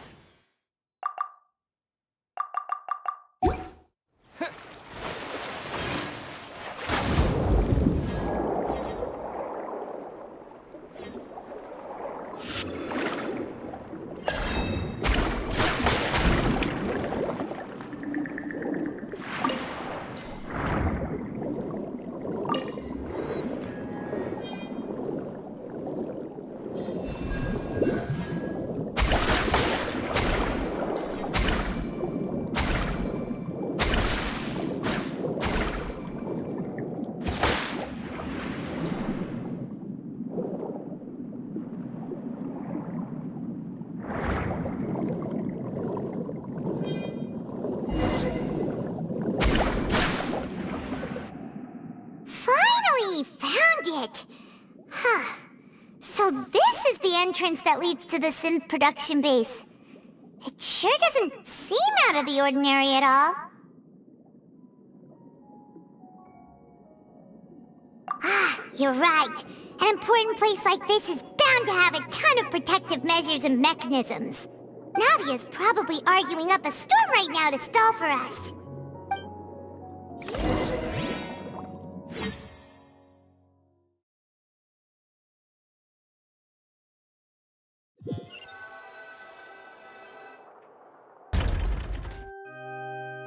It would appear that I must repeat my question again, Mr. Tartaglia.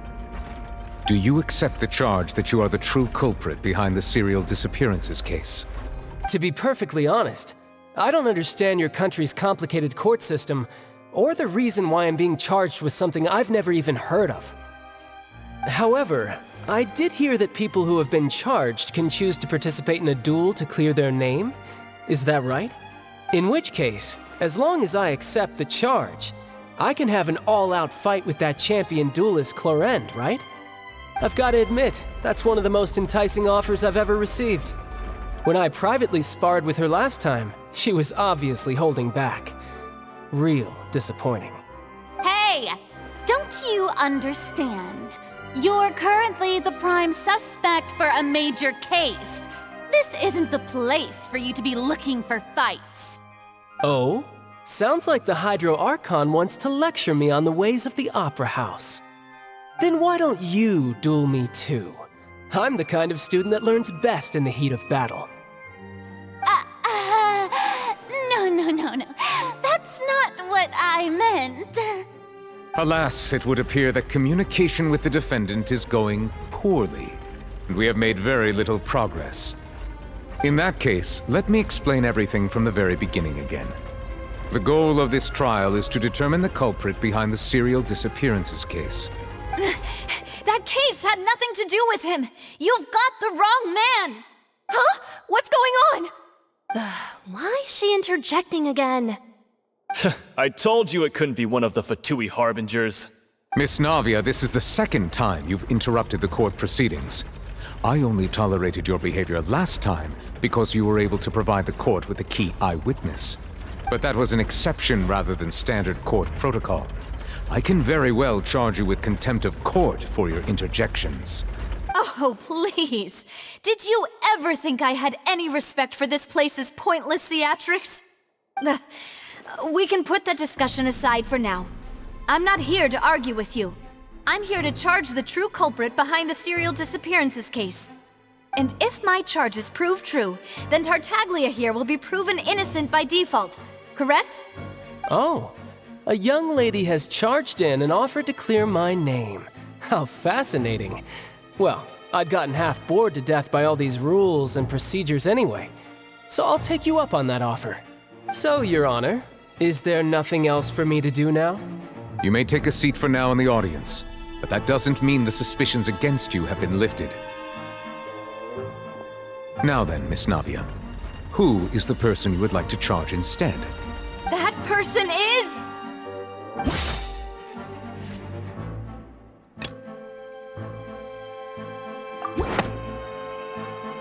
Marcel, the head of Confrérie of Cabriere! Huh? What confrérie? Never heard of them in my life. I've heard of them, but weren't they Spina di Rosula's sister organization? Oh, is this going to be a friends to enemies type situation? Please let me remind you, Miss Navia, that charging someone is an incredibly serious matter. Committing to the charge also means taking on the legal responsibilities associated with it. And if the charge fails, depending on the circumstances, you may also be charged with the crime of making a false accusation. Knowing this, do you still wish to charge this man? Yes, I do. In that case, I declare the charge to be valid. Miss Navia and attorneys, please take your places on the court. Members of the guards, please contact Mr. Marcel right away so that he may stand trial.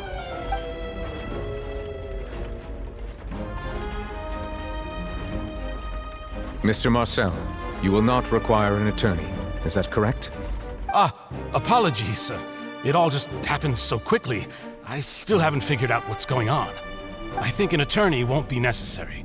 This is probably just a misunderstanding between me and Navia. Very well. In that case, since both sides have now arrived, Miss Navia, please present your charges. I would like to take everyone back to 3 years ago, to the case of Callas the Unfaithful. Only through elucidating what really happened in that case can we connect all the dots for the serial disappearances case.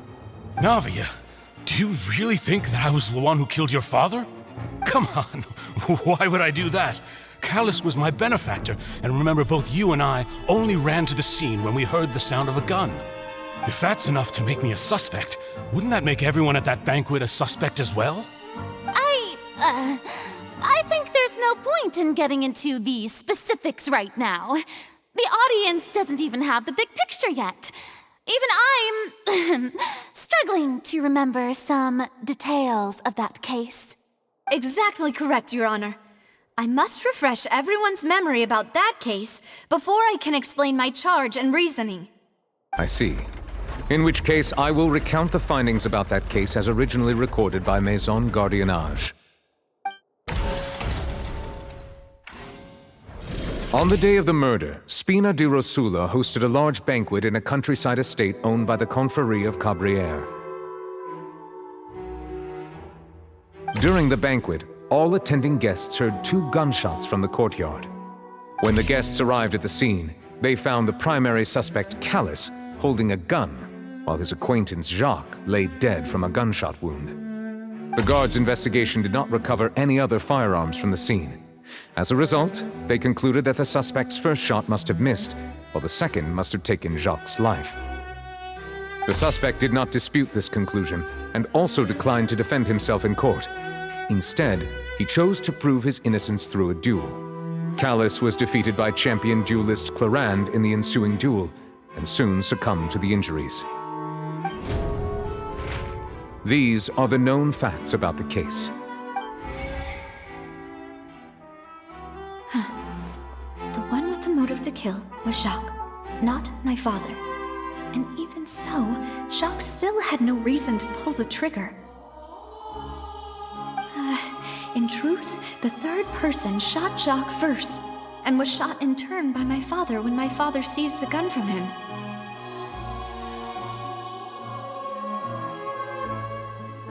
After that, the true culprit turned the third person into water, erasing all traces of him from the scene.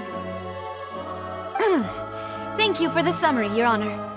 Of course, the guard's conclusion appeared quite sensible to us at the time. However, we should revisit the case now that we've gained new information about the abilities of water from the primordial sea.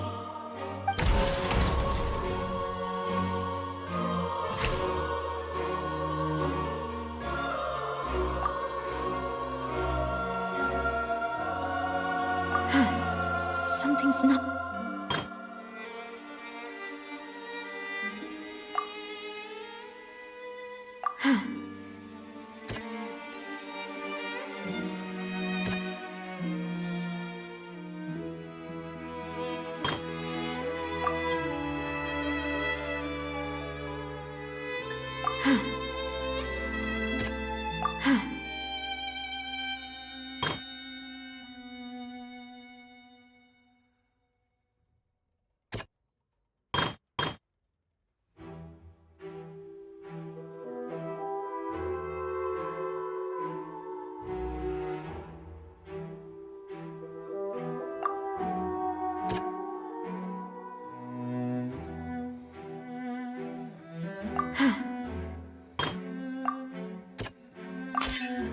assassin first shot Jacques, then turned to shoot Callas, only for Callas to wrestle the gun from him and kill him instead.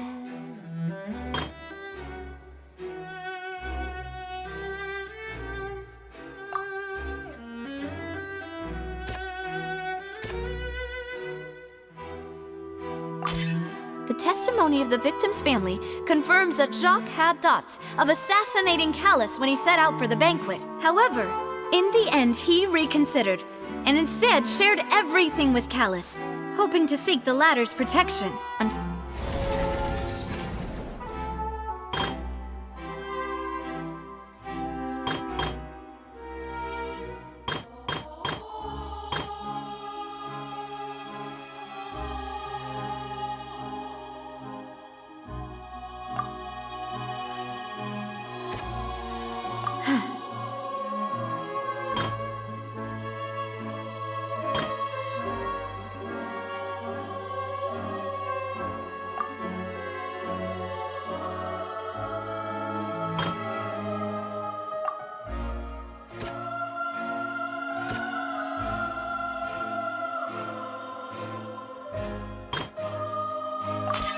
A pile of clothing was found at the scene.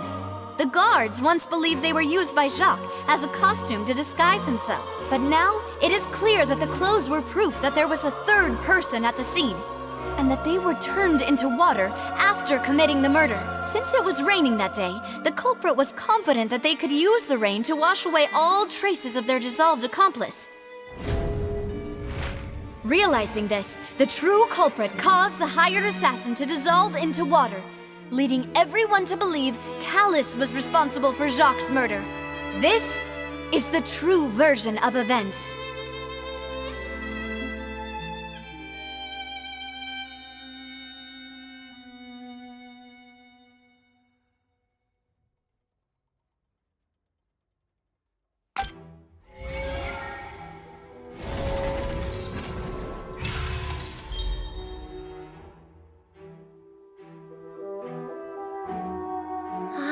That's what happened. Wait, you're telling me something as dangerous as water from the primordial sea has been used for all these years? What a great theory. It also explains Callas's and Jacques' respective motives. I guess they didn't shoot each other after all. Mr. Marcel, you are the one being charged with the crime. You should provide a rebuttal if you wish to prove your innocence. But I think I agree with everything Navia just said. In fact, there was nothing in her speech that directly implicated me.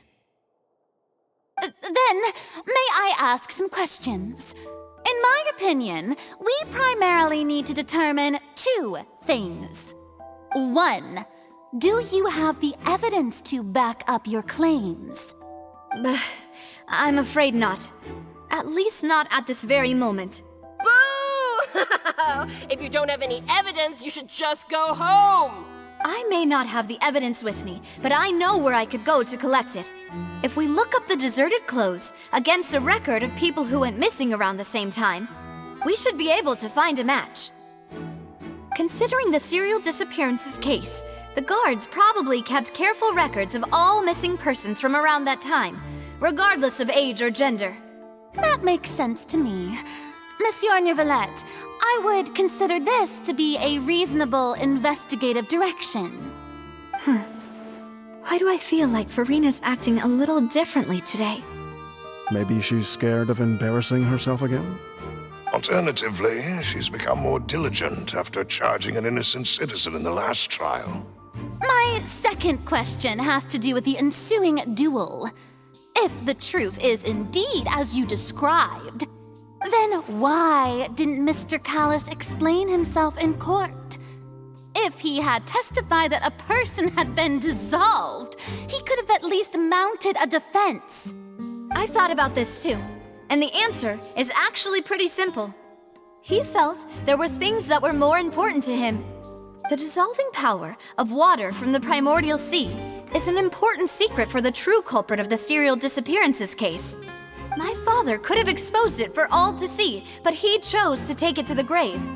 At that time, Spina di Rosula was in dire straits, and his reputation had already been shattered. he had no guarantee that going forward with the truth would allow the culprit to be brought to justice. What was certain, however, was that it would paint a gigantic target on my back. Boss once told me that Demoiselle had already been selected as the next target of the serial disappearances case. What? If the secret had gotten out, the culprit would have fought an all-out war with Espina right there and then. I wouldn't have been the only one in danger. All of us would have stood to lose our lives. Of course, the guards might eventually figure out the truth of the matter and determine that we were in the right. But what good would that do? How can a hollow verdict protect anyone? Had this opera house ever given my father any kind of confidence in its brand of justice, Spina di Rosula would have had no reason to exist. But by staying silent, we retain the ability to deter our opponents and continue the stalemate. I was able to become Spina di Rosula's president, which made me harder to target, as well as giving me more time to grow and learn. And once I have figured out the truth and stepped up to the challenge, I will do what this opera house cannot, and restore my father's truth and honor back to him. So, you mean to say, your father intended to die in the duelist's ring? That's right. Do you have any proof? Of course. All you need is to ask his opponent, Clorinde. I don't need your apology, your guilt, or your support from the shadows. You don't have to do anything for my sake. But since he entrusted his will to you, Clorinde, you should tell us the truth about his sacrifice. So, during the duel, did you believe that Callas was intending to die? Yes, I did. As a champion duelist, I've fought many battles and taken a countless number of dishonored lives. In my line of work, I've seen all kinds of people give their all for the faintest hope to continue living. Some were determined, others passionate, and some even manic and twisted. Just one look and I can tell if a duelist is hoping to live or if they're looking to die. I hereby swear on my name and honor as a champion duelist that Mr. Callas never intended to leave the ring alive. Since that's your testimony, I have no more questions.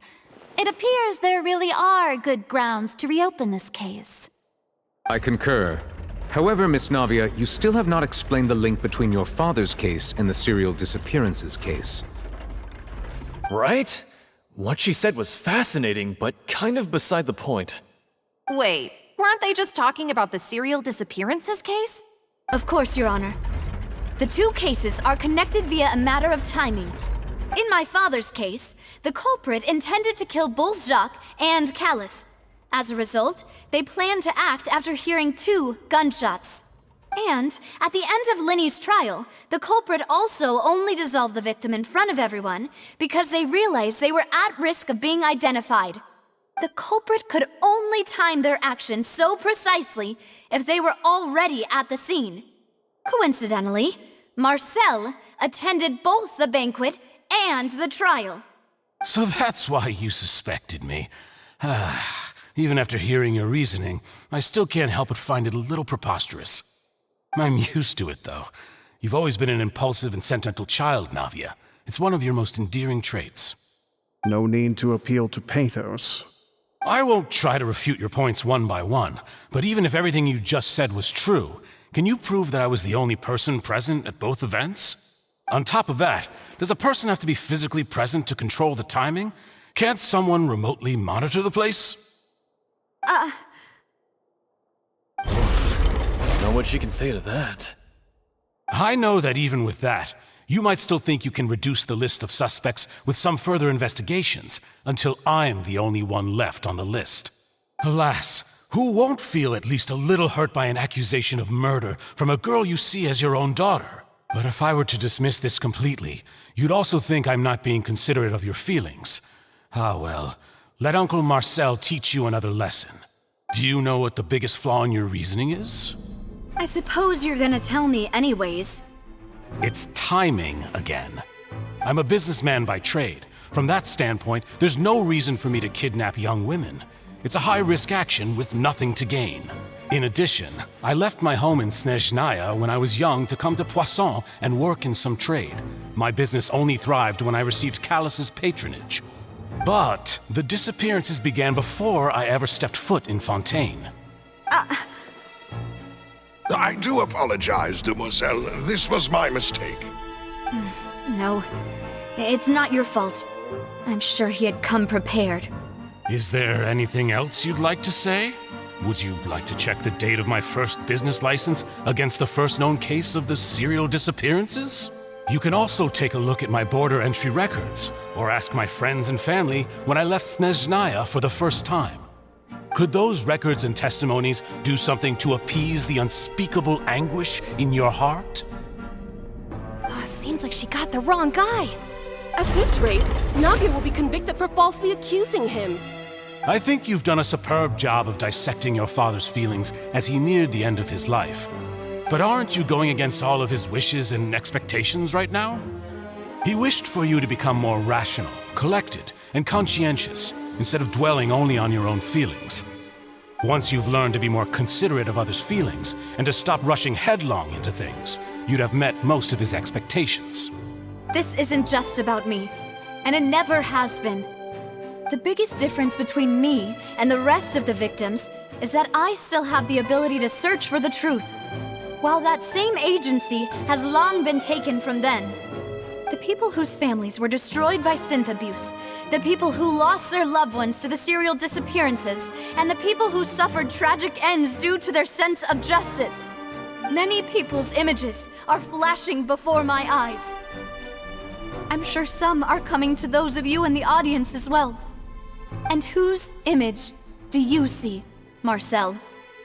Is it a man named Varcher? Oh, so you do know that name. I'm merely surprised you'd suddenly say the name of someone I've never even heard of. I was waiting for you to say that.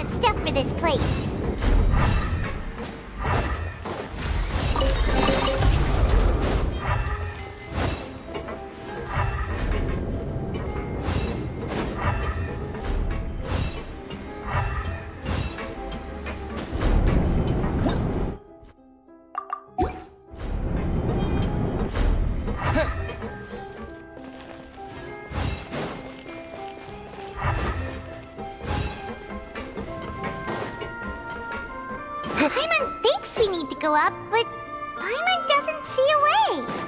Let's take a look around. Maybe we'll find a hidden mechanism that'll show us the way up.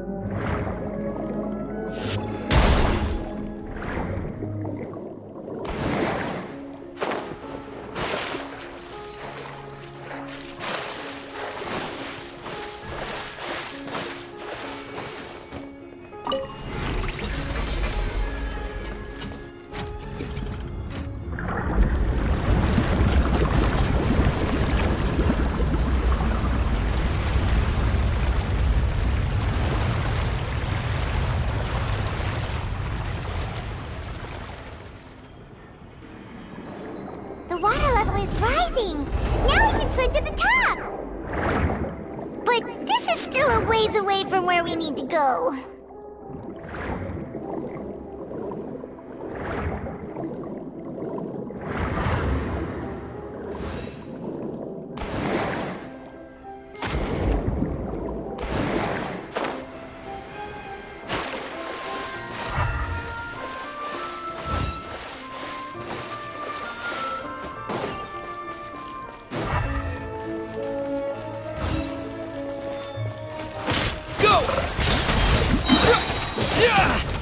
Wipe out!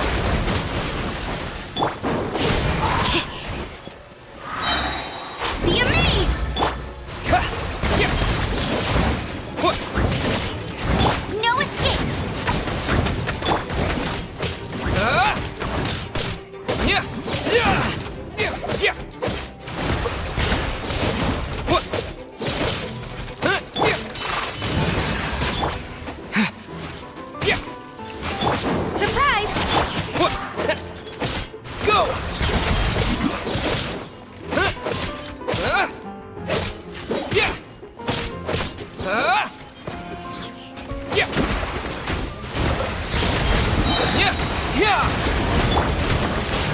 My apologies.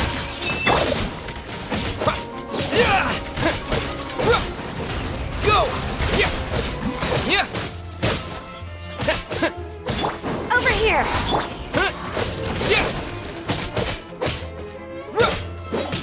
Go!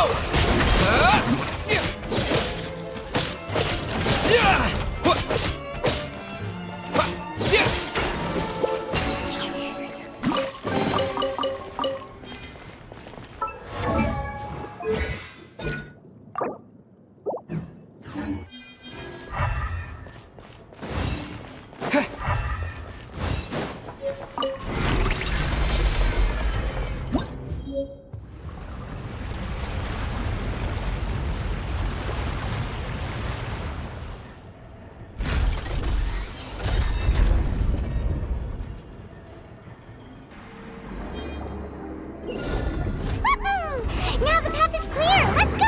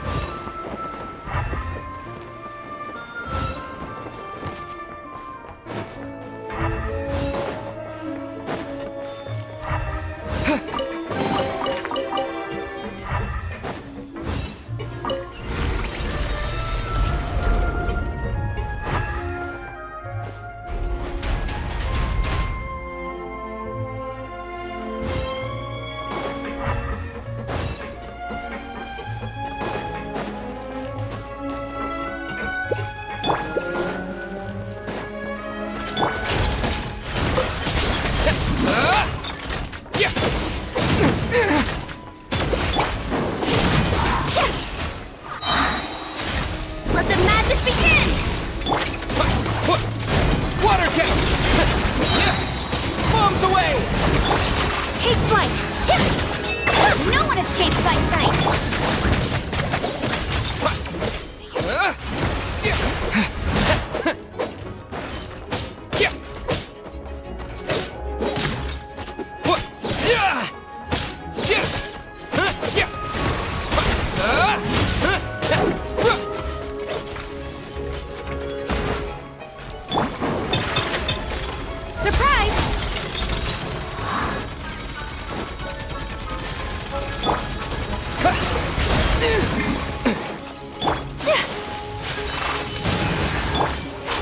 Over here!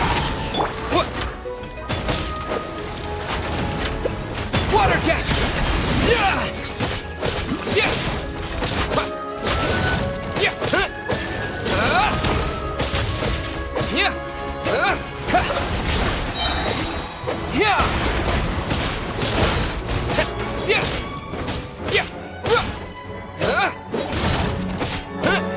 Go!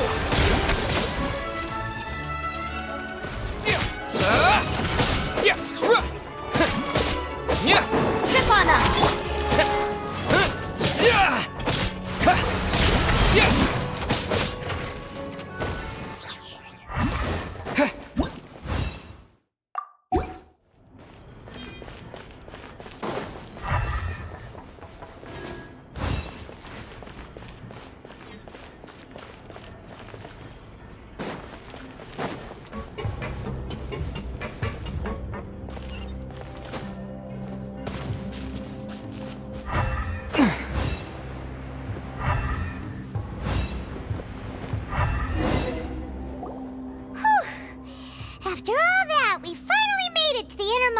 welcome.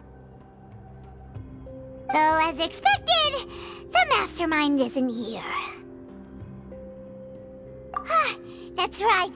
Then let's hurry up and find some evidence so we can get back to the Opera House and help Navia!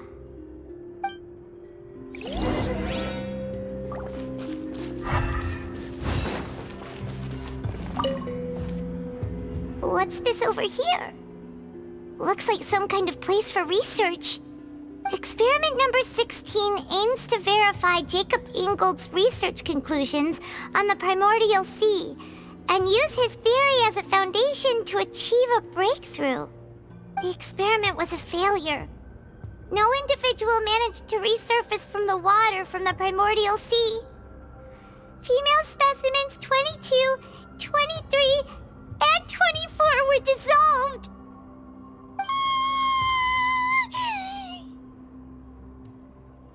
Sorry, Traveler. Paimon will try her best. It's just that Paimon's never read something so scary before. How can someone write something that terrible in such a matter-of-fact tone? You read the rest. Paimon's too scared to keep going.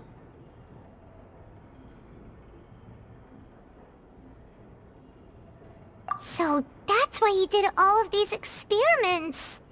Wait, did he really think he'd be able to find a way just by dissolving people over and over?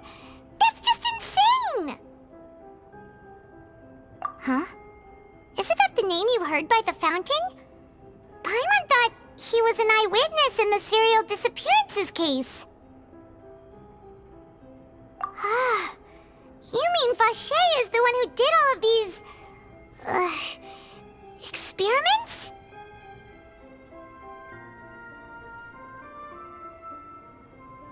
So that's it! Varcher was no victim, but personally took his lover and... No, that's not it either! If that's the case, why would he want people to resurface from the water?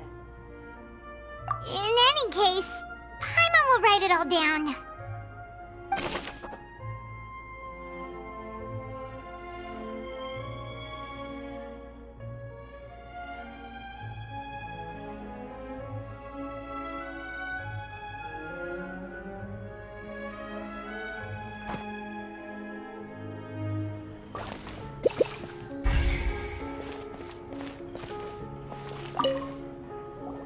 Whoa! There's so much synth here! And so many bottles of ingredients that probably just contain the waters of the primordial sea. Mixing in progress, ready to drink, stock sample? Huh. They've also got all the synth pretty clearly labeled. Whoa, there's even fruit-flavored synth? Yep, it's super obvious.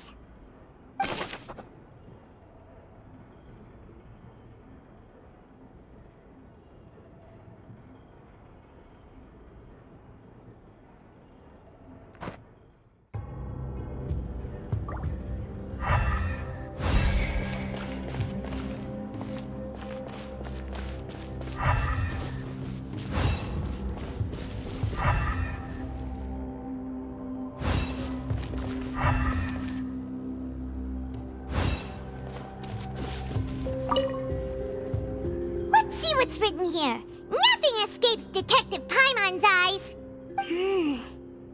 Callas. Navia's father. Oh, this seems to be an investigation report on him.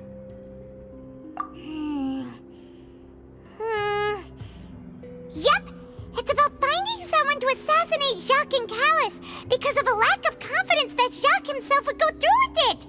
This should prove the existence of the third person, right? We still have not determined the exact content of the key information Callas has passed on to certain members of his organization. The old dog's a real menace to deal with. Even if he abides by the promise he's made to us, he will still have the upper hand. He can act whenever he wants to make our lives miserable. The only option left is to remove him from the picture entirely. I concur. Let's send someone to kill him. He won't declare war as long as we don't touch Navia. Oh, seems like we've got a bunch of correspondence between the higher-ups. They're all just so evil.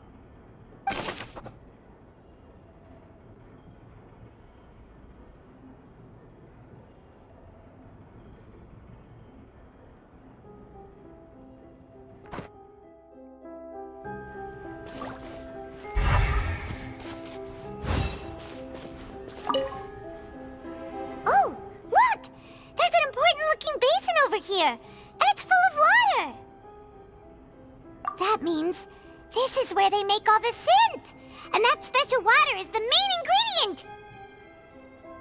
If you dilute it with normal water, you'll get synth, but the pure stuff can dissolve a human! Paimon will take notes on this incriminating evidence.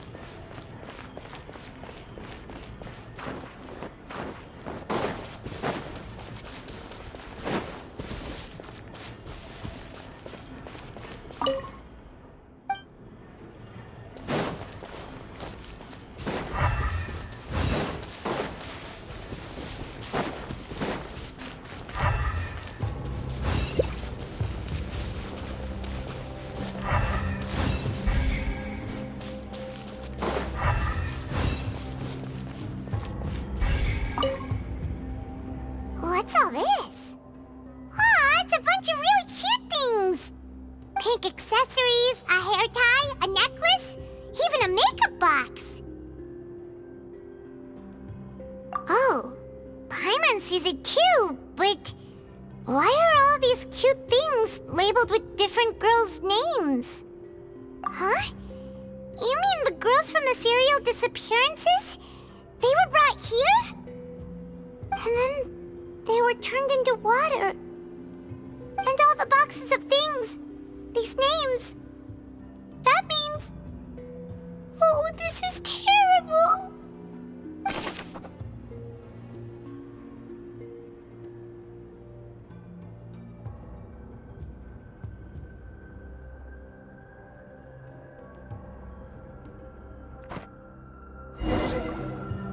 We've looked at almost everything here, and it seems like our theories were spot on.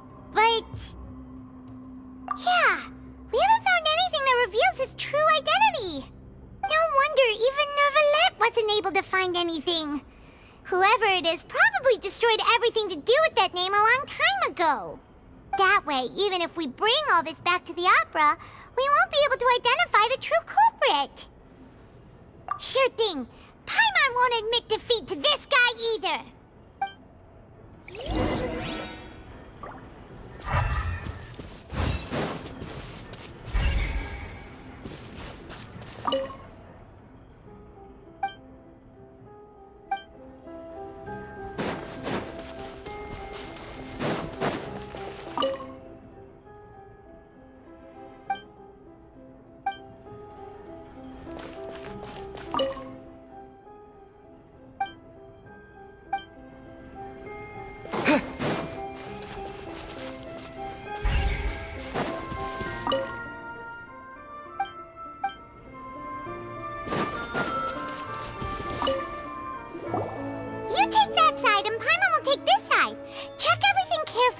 We'll find something for sure!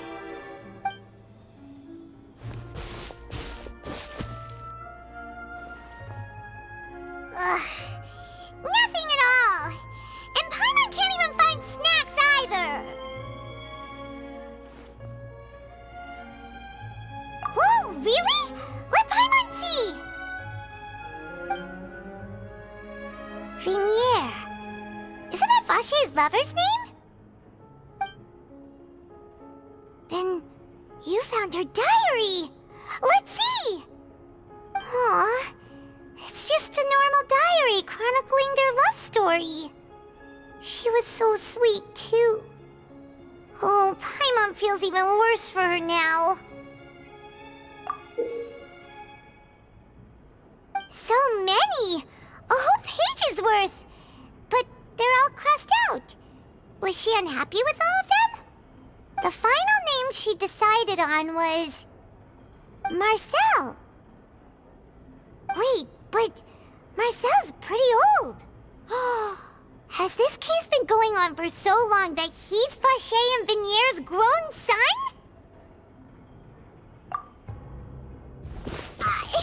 Hey! Paimon still hasn't figured it out yet.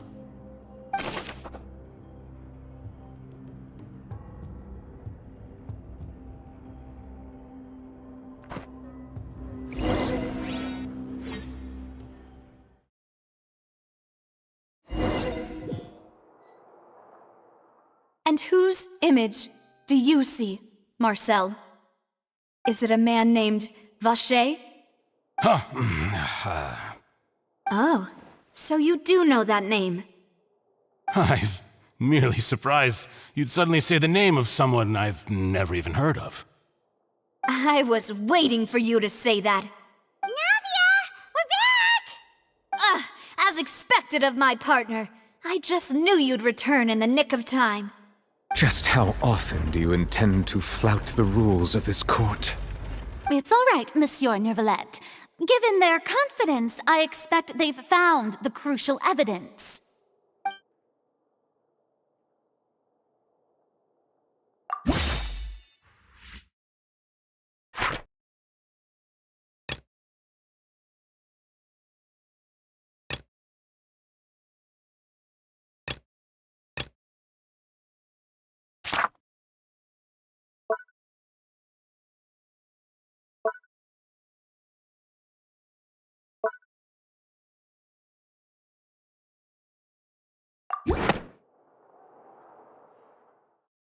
But the truth of it, Marcel, is that you've always been Vacher. Huh? We've investigated your lair and we already know everything! After your lover, Vigneire, was dissolved, you kept abducting young women to experiment on the hopes of bringing her back to you! You even created Marcel as a new identity and destroyed all records of your past as Vacher! So that's it. Even the villains in opera performances rarely go that far. And with that, Marcel's motive has now been established. This information regarding your past also dismantles your prior timing defense. Well, Marcel, do you know where you went wrong? You fixated your gaze on the lover that passed away, instead of paying attention to the living people around you. So, you never noticed how we changed, or how we grew as individuals. You also never understood Boss's real expectations for his daughter. Or our determination to see things through. Your determination. Mr. Marcel, please speak up now if you would like to defend yourself. Otherwise, the trial will move on to the next stage. Do you really think I wanted to do any of this? Pay attention to you? What for? Have you ever paid attention to me? Ever empathized with my pain? Ever known how it feels to watch the love of your life dissolve right in front of your eyes? No one helped me. No one even believed me. All those decades ago, even the officers from the Maison Gardiennage were laughing at me. They said there's no way a human being can turn into water. So I must have gone mad from grief. Vigneire's death was brushed away by all of you as if it didn't matter at all. Well, now you know, don't you? Ha! Well, it's too late now. All those who were dissolved are gone forever. You only have yourselves to blame. You set up this ornate opera house in pursuit of your so-called justice, your beloved drama, while turning a blind eye to the suffering of the people. Vigneire is dead. We promised each other that we would always be together. Wherever she goes, I will follow. But I'm not from this blasted place, so I can't be dissolved, no matter what I do. Hey, is that water from the primordial sea that he's drinking? I can't dissolve! Can't dissolve! Can't dissolve! Do you all see? I can't go, I can't follow. So if I can't go where she is, what choice do I have but to try to bring her back? I did all of that, and in the end, that accursed Callas still got the better of me. I spent my entire life living on pins and needles, only to get stabbed by his idiot daughter at the very end. The suspect is exhibiting signs of mental distress. Guards, please restrain him. Don't touch me! Don't anybody come near me! I still need to save Vigneire. Her promise. We made a promise. Vigneire. Vigneire! Please, Vigneire. Don't think badly of me. All I want to do is fulfill our promise. At this point, the verdict of this trial is clear. With Mr. Marcel's conviction, the charges against Mr. Tartaglia no longer have any basis. Fine by me. I was in a bad mood, but after a show like that, I'm actually feeling pretty good. Traveler, please submit all the evidence you have collected to the guards, so that I might review and summarize the truth behind the serial disappearances case. The man now known as Marcel was originally named Varcher and worked as an adventurer with his partner and lover Vigneire. During an underwater expedition, Vigneire accidentally came into contact with water from the primordial sea and was dissolved in front of Varcher as a result. Varcher learned of the primordial water's existence through the work of others and began to kidnap young women for research, with the goal of discovering a method to restore Vigneire back to life. To cover his tracks, he invented the new alias of Marcel and began to operate a business in Poisson. During the course of his research, Varcher discovered that a diluted concoction of water from the primordial sea can induce feelings of euphoria, and began to manufacture and market synth. However, as he accumulated wealth to fund his continued research and expanded the scope, he came into conflict with Spina di Rosula. After exchanging blows with Spina di Rosula for many years, Varcher decided to assassinate their president Callas at a banquet. Although the assassination did not go as Varcher expected, he was able to turn Callas into the murder suspect by dissolving the assassin he sent to the scene. And just recently, Varcher attempted to frame Linny as the culprit of the serial disappearances case, using a similar method. However, his attempt to frame Linny failed, and the power of water from the primordial sea became public knowledge. This case also exposed enough of Varcher's machinations that he was eventually successfully charged in court. Thus concludes the enigmatic history of the serial disappearances case, with the truth revealed to all. The Oratrice will now deliver the final verdict regarding the charges against Mr. Varcher.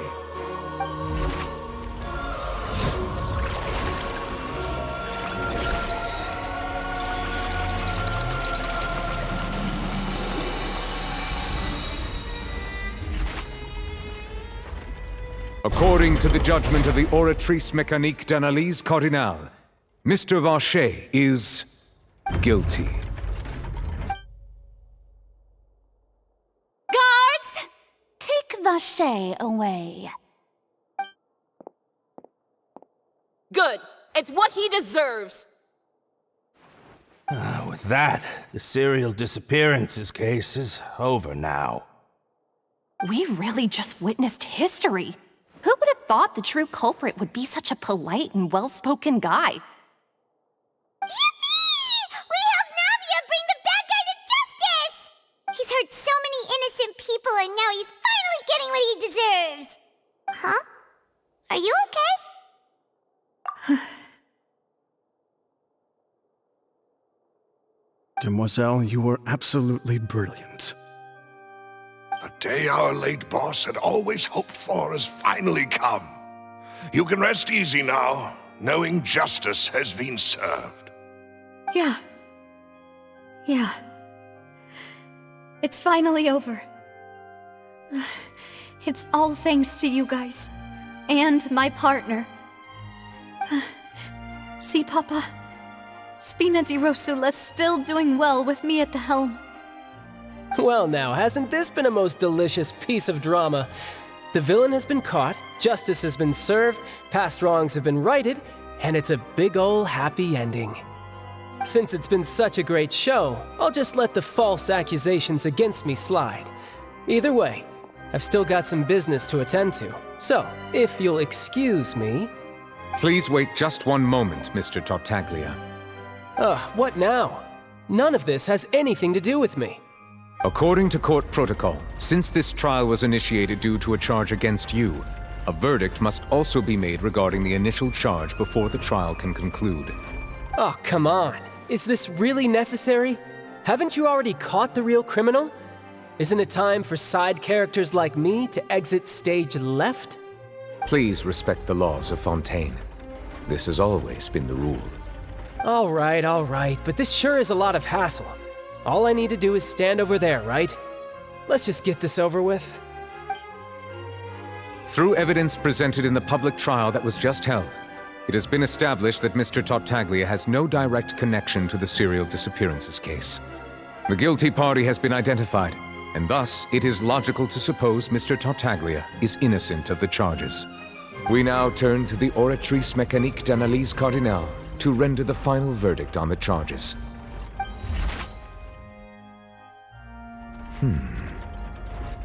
According to the judgment of the Oratrice mécanique d'analyse cardinale, Mr. Tartaglia is guilty. What? Hey! That's not funny! Didn't you just say I'm supposed to be innocent? What's with this verdict? Is your justice machine malfunctioning? Huh? This has never happened before. The Oratrice actually returned a different verdict from the Chief Justice. I mean, have you ever heard of an innocent Fatui Harbinger? Do you think the Oratrice might have just convicted him on general principle? But weren't the charges about the serial disappearances case? No matter what else he's guilty of, it shouldn't affect the verdict in this case, right? The judgment of the Oratrice mécanique d'analyse cardinale is, by law, the final verdict of the court. We must accept the guilty verdict. Guards, please take the suspect into custody per court protocol.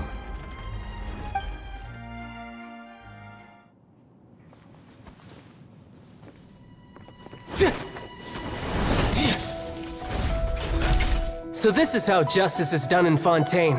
What a joke. You've got your rules. Well, I've got mine too!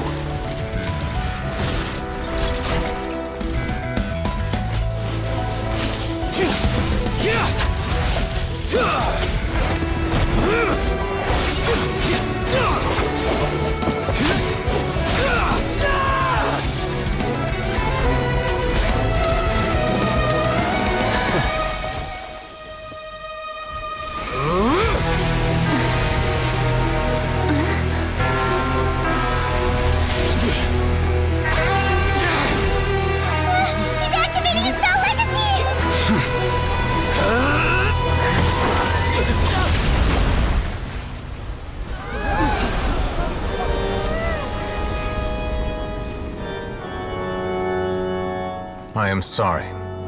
If you have been wronged, we will find the truth. But the rules of the court must be upheld.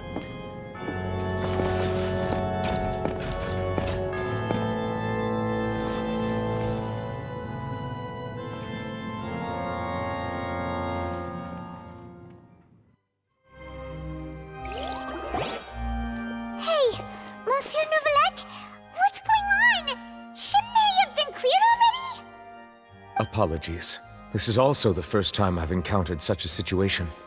However, according to the rules established at the conception of Fontaine's court system, the Oratrice's judgment is the final verdict of the court. All I do is follow court procedure. As for why the Oratrice arrived at the conclusion it did, you should probably ask someone more knowledgeable than me. Why are you looking at me? I had nothing to do with it! I don't know what happened there either. Hey, stop staring at me! What does Lady Furina mean by that? She says she has no idea either, but that's impossible. Didn't she create the Oratrice herself? Yeah, so are the verdicts reliable or not? Can results like this really be called justice?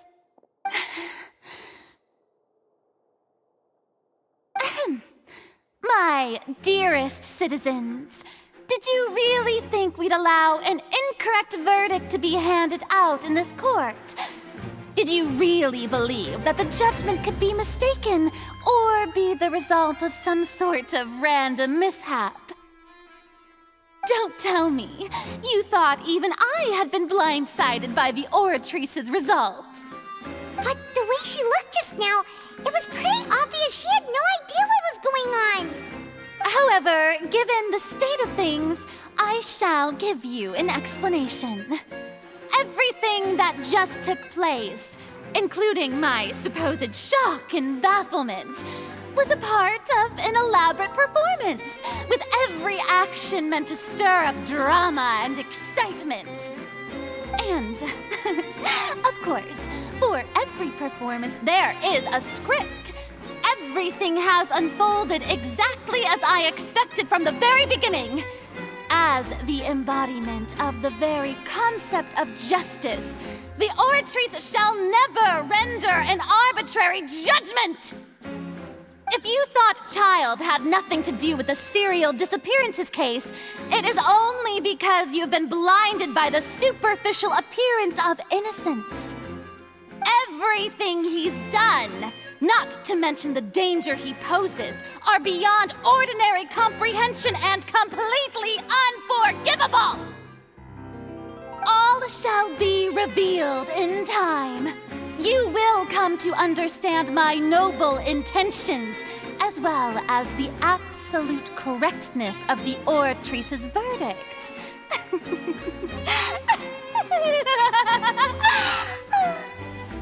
Now, having said that, although I hate to leave things hanging in suspense, it is now time for this performance to end. As the lead actress, I shall be the first to take my leave. Toodaloo! So she chose to make her escape after all, did she? So you're saying we shouldn't put much stock into what she just said? She probably just put on that performance to save face.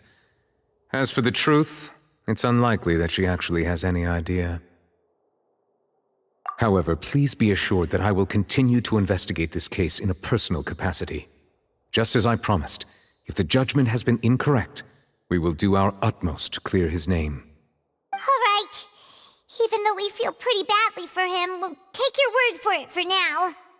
After all, he's done plenty of bad stuff, so he should have known he'd go to prison someday, right?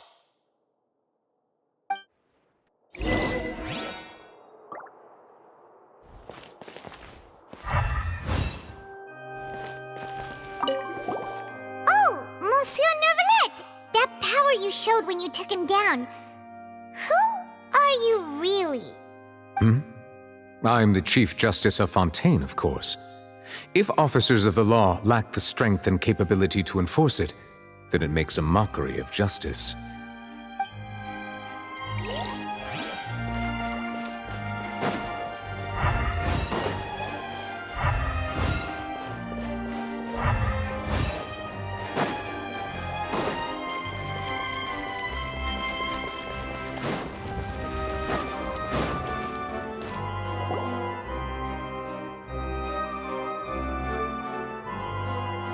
Hey, what are you doing? Quick, stop him!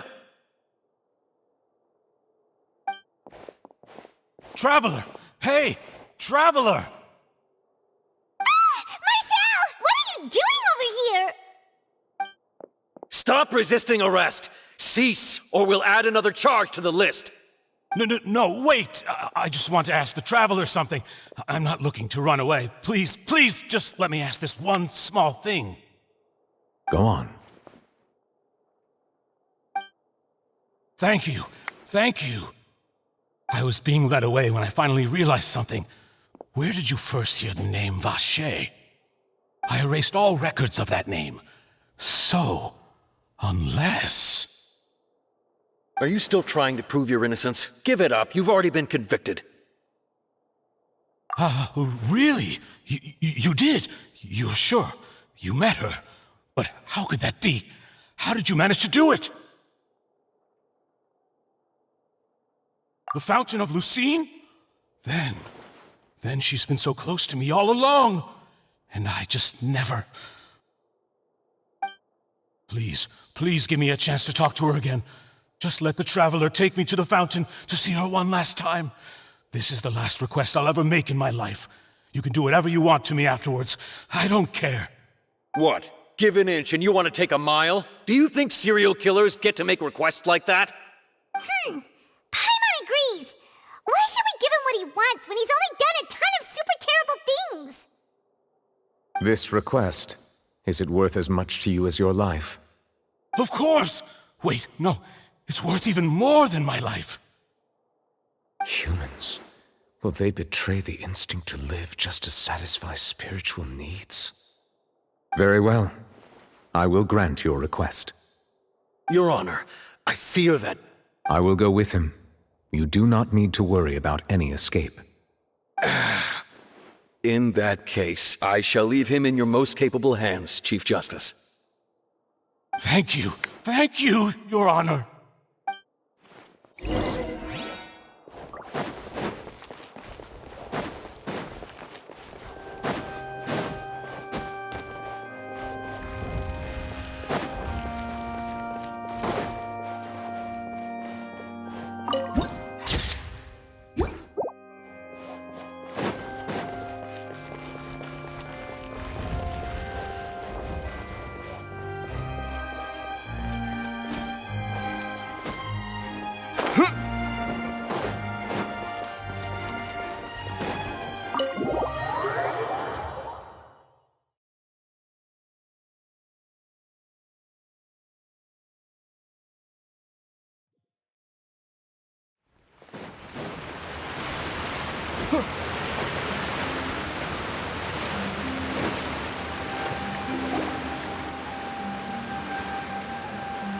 Is this the place?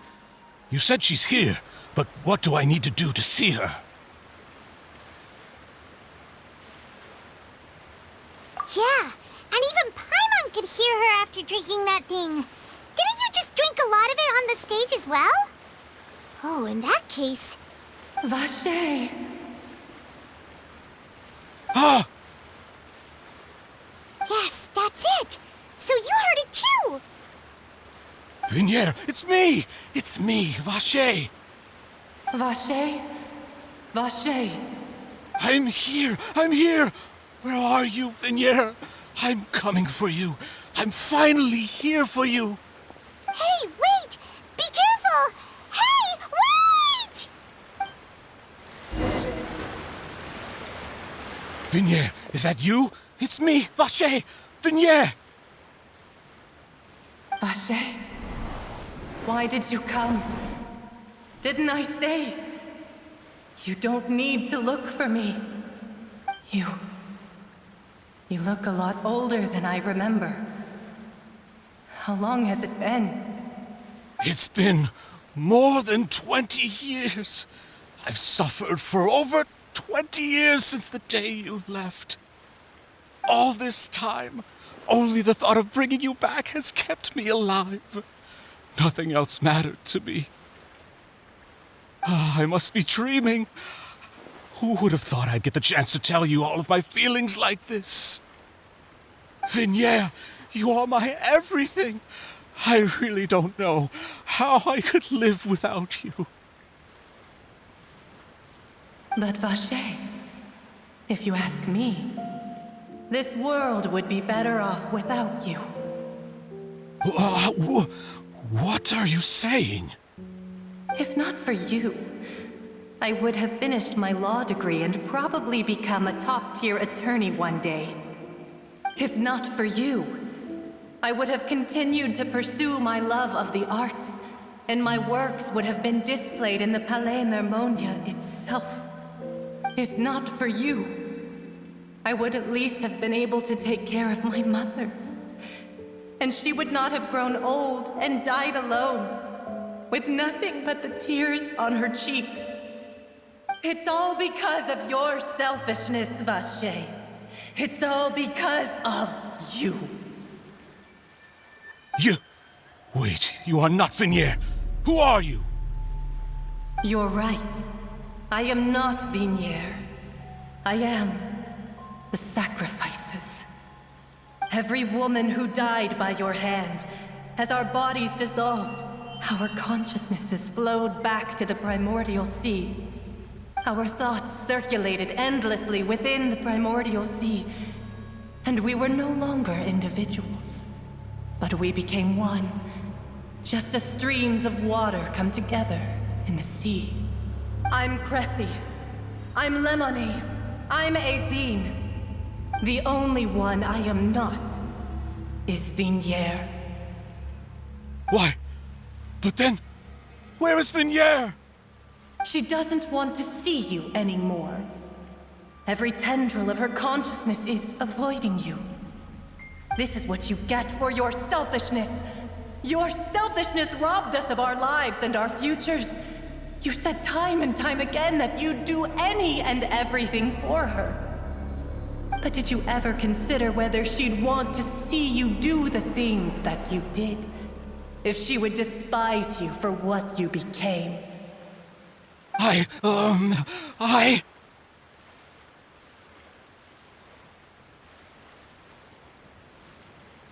You are a liar, a heartless murderer, and a cowardly narcissist. The only thing you are not is Vigneire's beloved. From the moment your first victim died and her consciousness merged with Vigneire's, she has had nothing but pure hatred for you.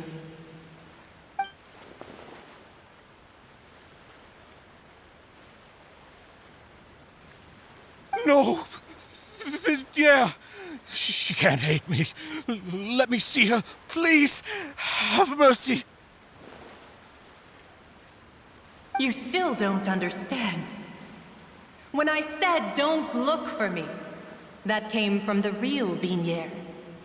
She really doesn't want to see you anymore. But on top of that, she also said that because it's her final drop of pity for you. She said that because she knew that if you did come here, we will show no mercy to you. Varcher. Varcher? Varcher. Varcher. Varcher. Varcher.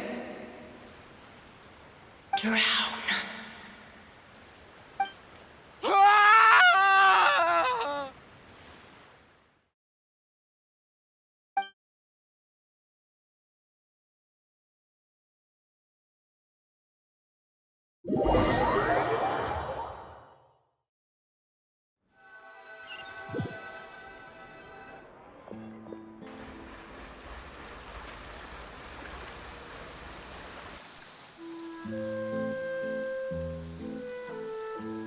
Finally, we have some time to do shopping.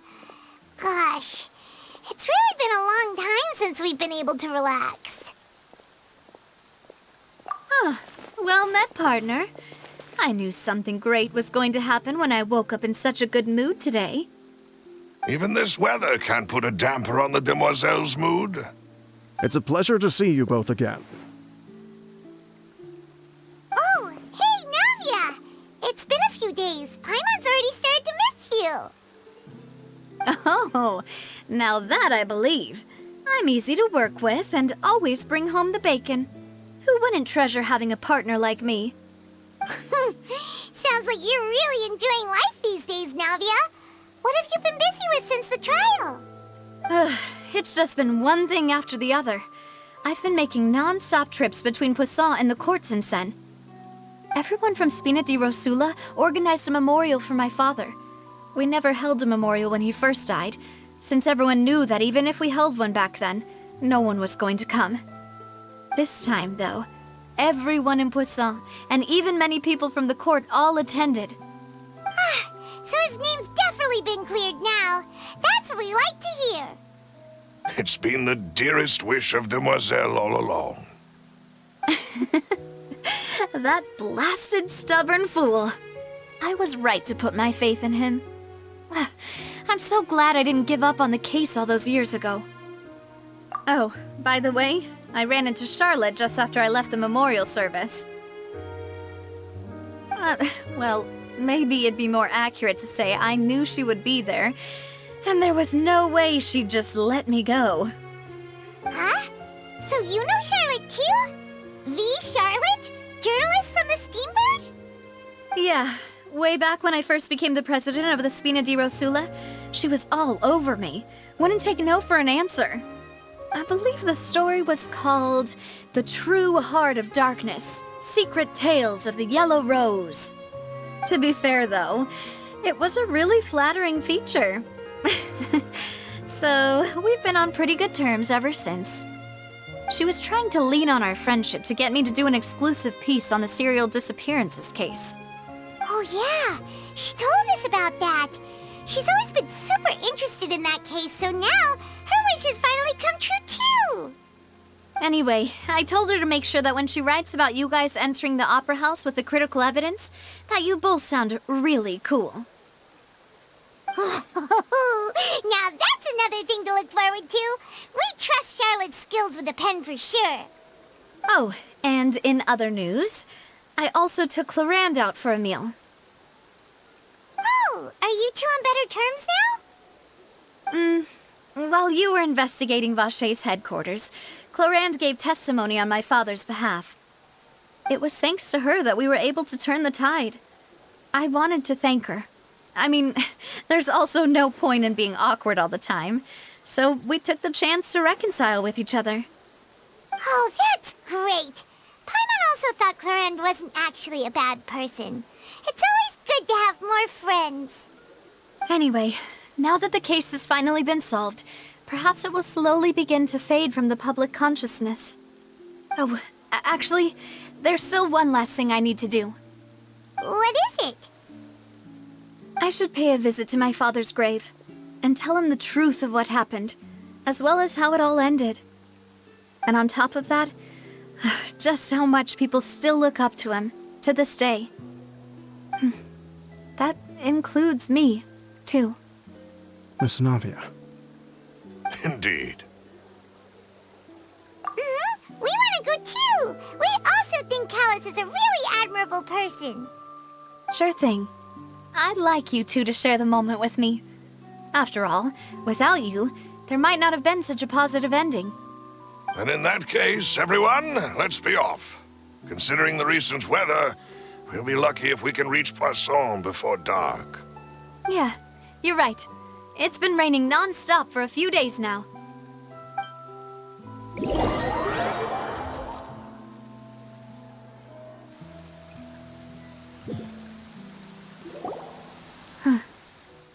This is where my father's grave is.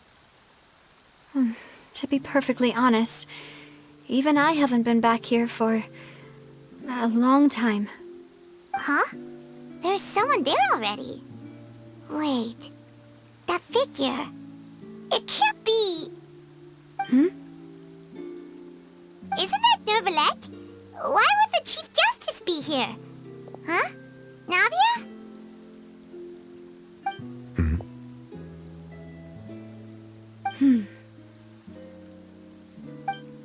My apologies. I should have asked before coming to pay my respects. Don't say that. Sorry about that. Oh, I was trying to say there's no need for you to apologize. I wanted to show my father how much I've grown. But still, I doubt I've grown to the point that even the Chief Justice would feel compelled to apologize to me over and over. In that case, I will stop apologizing for now. You really could use some pointers on understanding human emotions, Monsieur Neuvillette. In any case, why did you come to Poisson? Well, ever since that day, I've been turning a question over and over in my head. Just what is justice anyway? There was once a time when I didn't want to believe that there could be anything more important to humans than life itself. Oh, rather than that, it's probably more truthful to say I didn't believe humans were capable of resisting the most basic instinct of living things. That they could rebel against their own nature, or consider certain things to be more important than their own lives. Which is also why I didn't stop your father from beginning that fateful duel. I believed that a truly innocent man would never throw away his life like that. That there was nothing, should have been nothing more important than one's own continued survival. But Mr. Callas proved me utterly and decisively wrong. If not for his sacrifice, the serial disappearances case would have remained unsolved to this day. Mr. Callas made the choice he did for his daughter, for his associates, and for many people completely unrelated to him. And in the end, from a certain perspective, one could say that he did it all for the sake of justice. A justice that's higher than life itself. So, you asked me why I came here.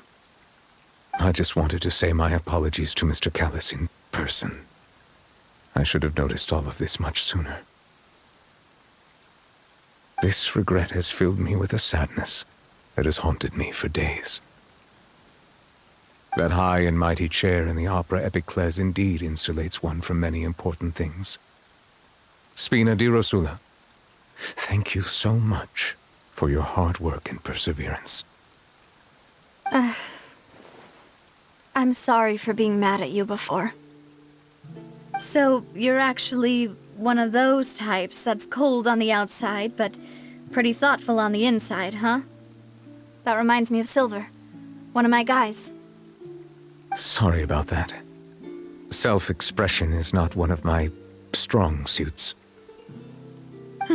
Didn't I just say you don't need to apologize? Ah, so Navia and Neuvillette seem to have made their peace as well. Let's not disturb them for now. We can wait till after they're done.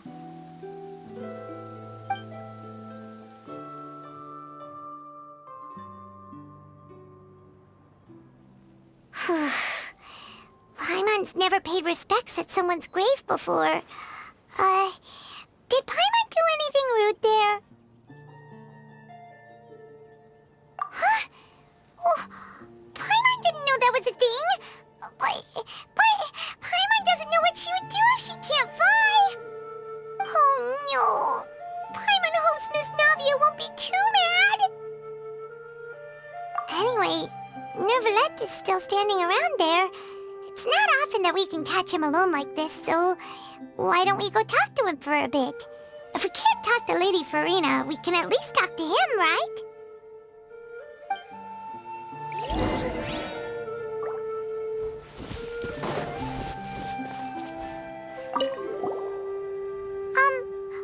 Paimon's really sorry, Navia, but Paimon did something pretty disrespectful just now. What are you saying, Paimon? I don't think I get it. Well, aren't you not supposed to fly around someone's grave? Huh? Who told you that? Hey, traveler! Why did you mess with Paimon again?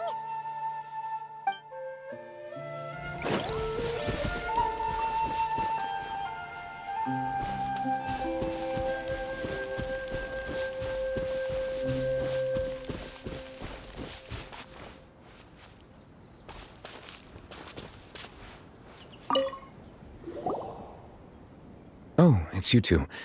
Did Miss Navia invite you to come pay your respects to her father? Mm-hmm. We ran into Navia on the streets today, so we just followed her here. I see. Then is there something that I can help you with? Well, it's pretty hard to run into you like this since you're usually super busy. So we figured we could try to ask you a few questions, if that's okay. Please feel free. Though outsiders, you helped us solve one of the greatest mysteries in Fontaine, and it would be my pleasure to return the favor. So, at court, the bad guys referred to that special water as water from the primordial sea, but what is it really? Truthfully, that name is already quite accurate. I can only surmise that Varcher and his ilk only learned of its nature and existence after extensive research. There used to be a special sea on the surface of this planet. The nature of its seawater was rather different from that of the sea we know today. Most of Tevat's life forms were first born in that special sea. You could say it nurtured much of the life on this planet. Huh. So it really was where everything began. It makes sense to call it primordial then. But today, the primordial sea no longer exists on the planet's surface. What Varcher discovered must have been some kind of special case, or a remnant from a truly ancient age. Huh. So that's how it is. Oh, you really know everything, Monsieur Neuvillette. But if that's the case, then why would people, at least people from Fontaine, dissolve in that kind of water? Indeed. Why would the primordial sea, which was known to engender and nurture life, suddenly reverse itself and devour life instead? To be frank, that also doesn't match my understanding of this world and its laws. There must still be some unknown secrets around the people of this land. Is there anything else you'd like to ask me about? That the sea levels will rise and everyone will be dissolved in water, leaving Furina crying alone on her throne, but the sins of the people will be finally washed away for good. Does that appropriately summarize the version you've heard? That's right! It was Linny that told us back then. And that about covers all the main points. Yes, up to the present, I think we reached a point where we have no choice but to confront this prophecy directly. Rumors have it that this prophecy is rooted in the last words the former Hydro Archon left to the world before she passed away. A prophecy?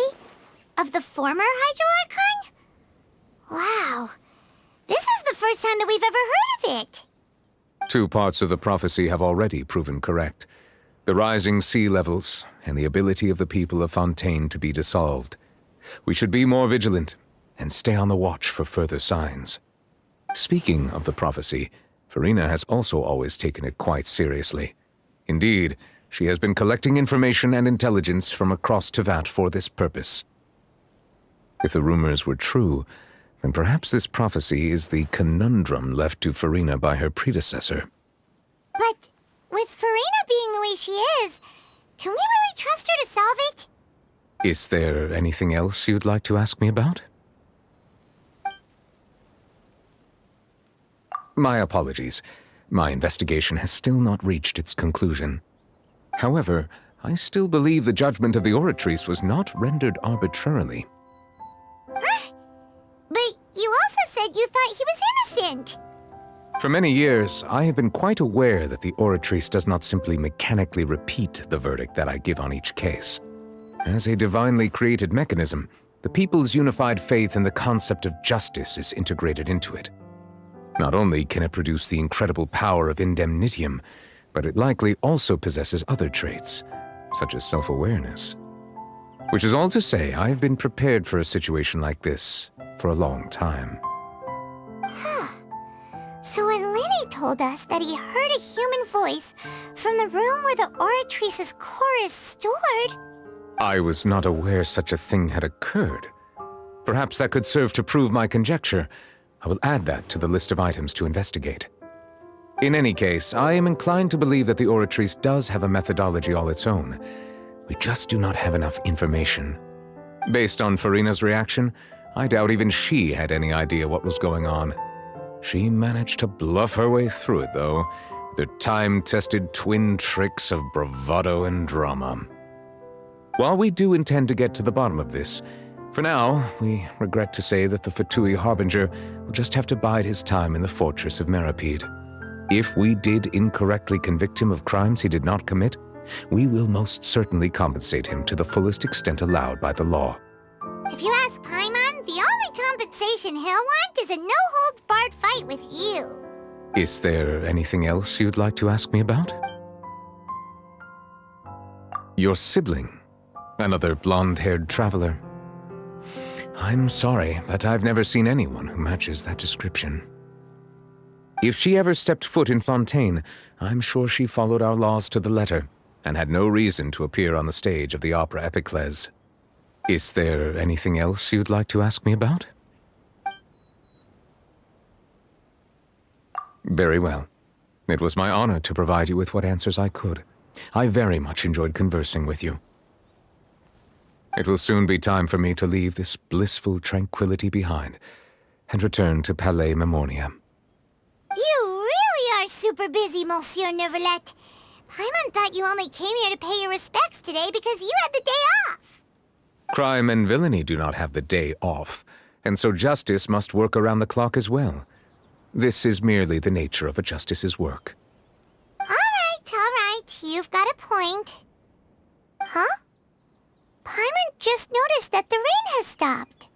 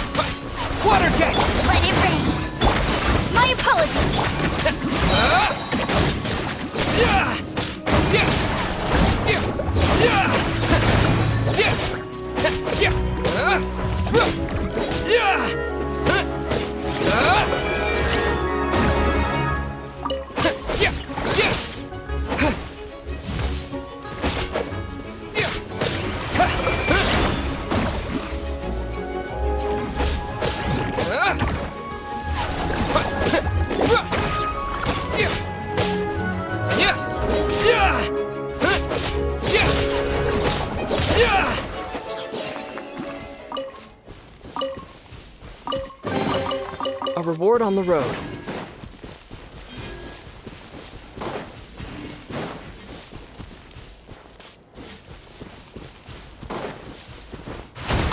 Wipe out! Embrace the ice!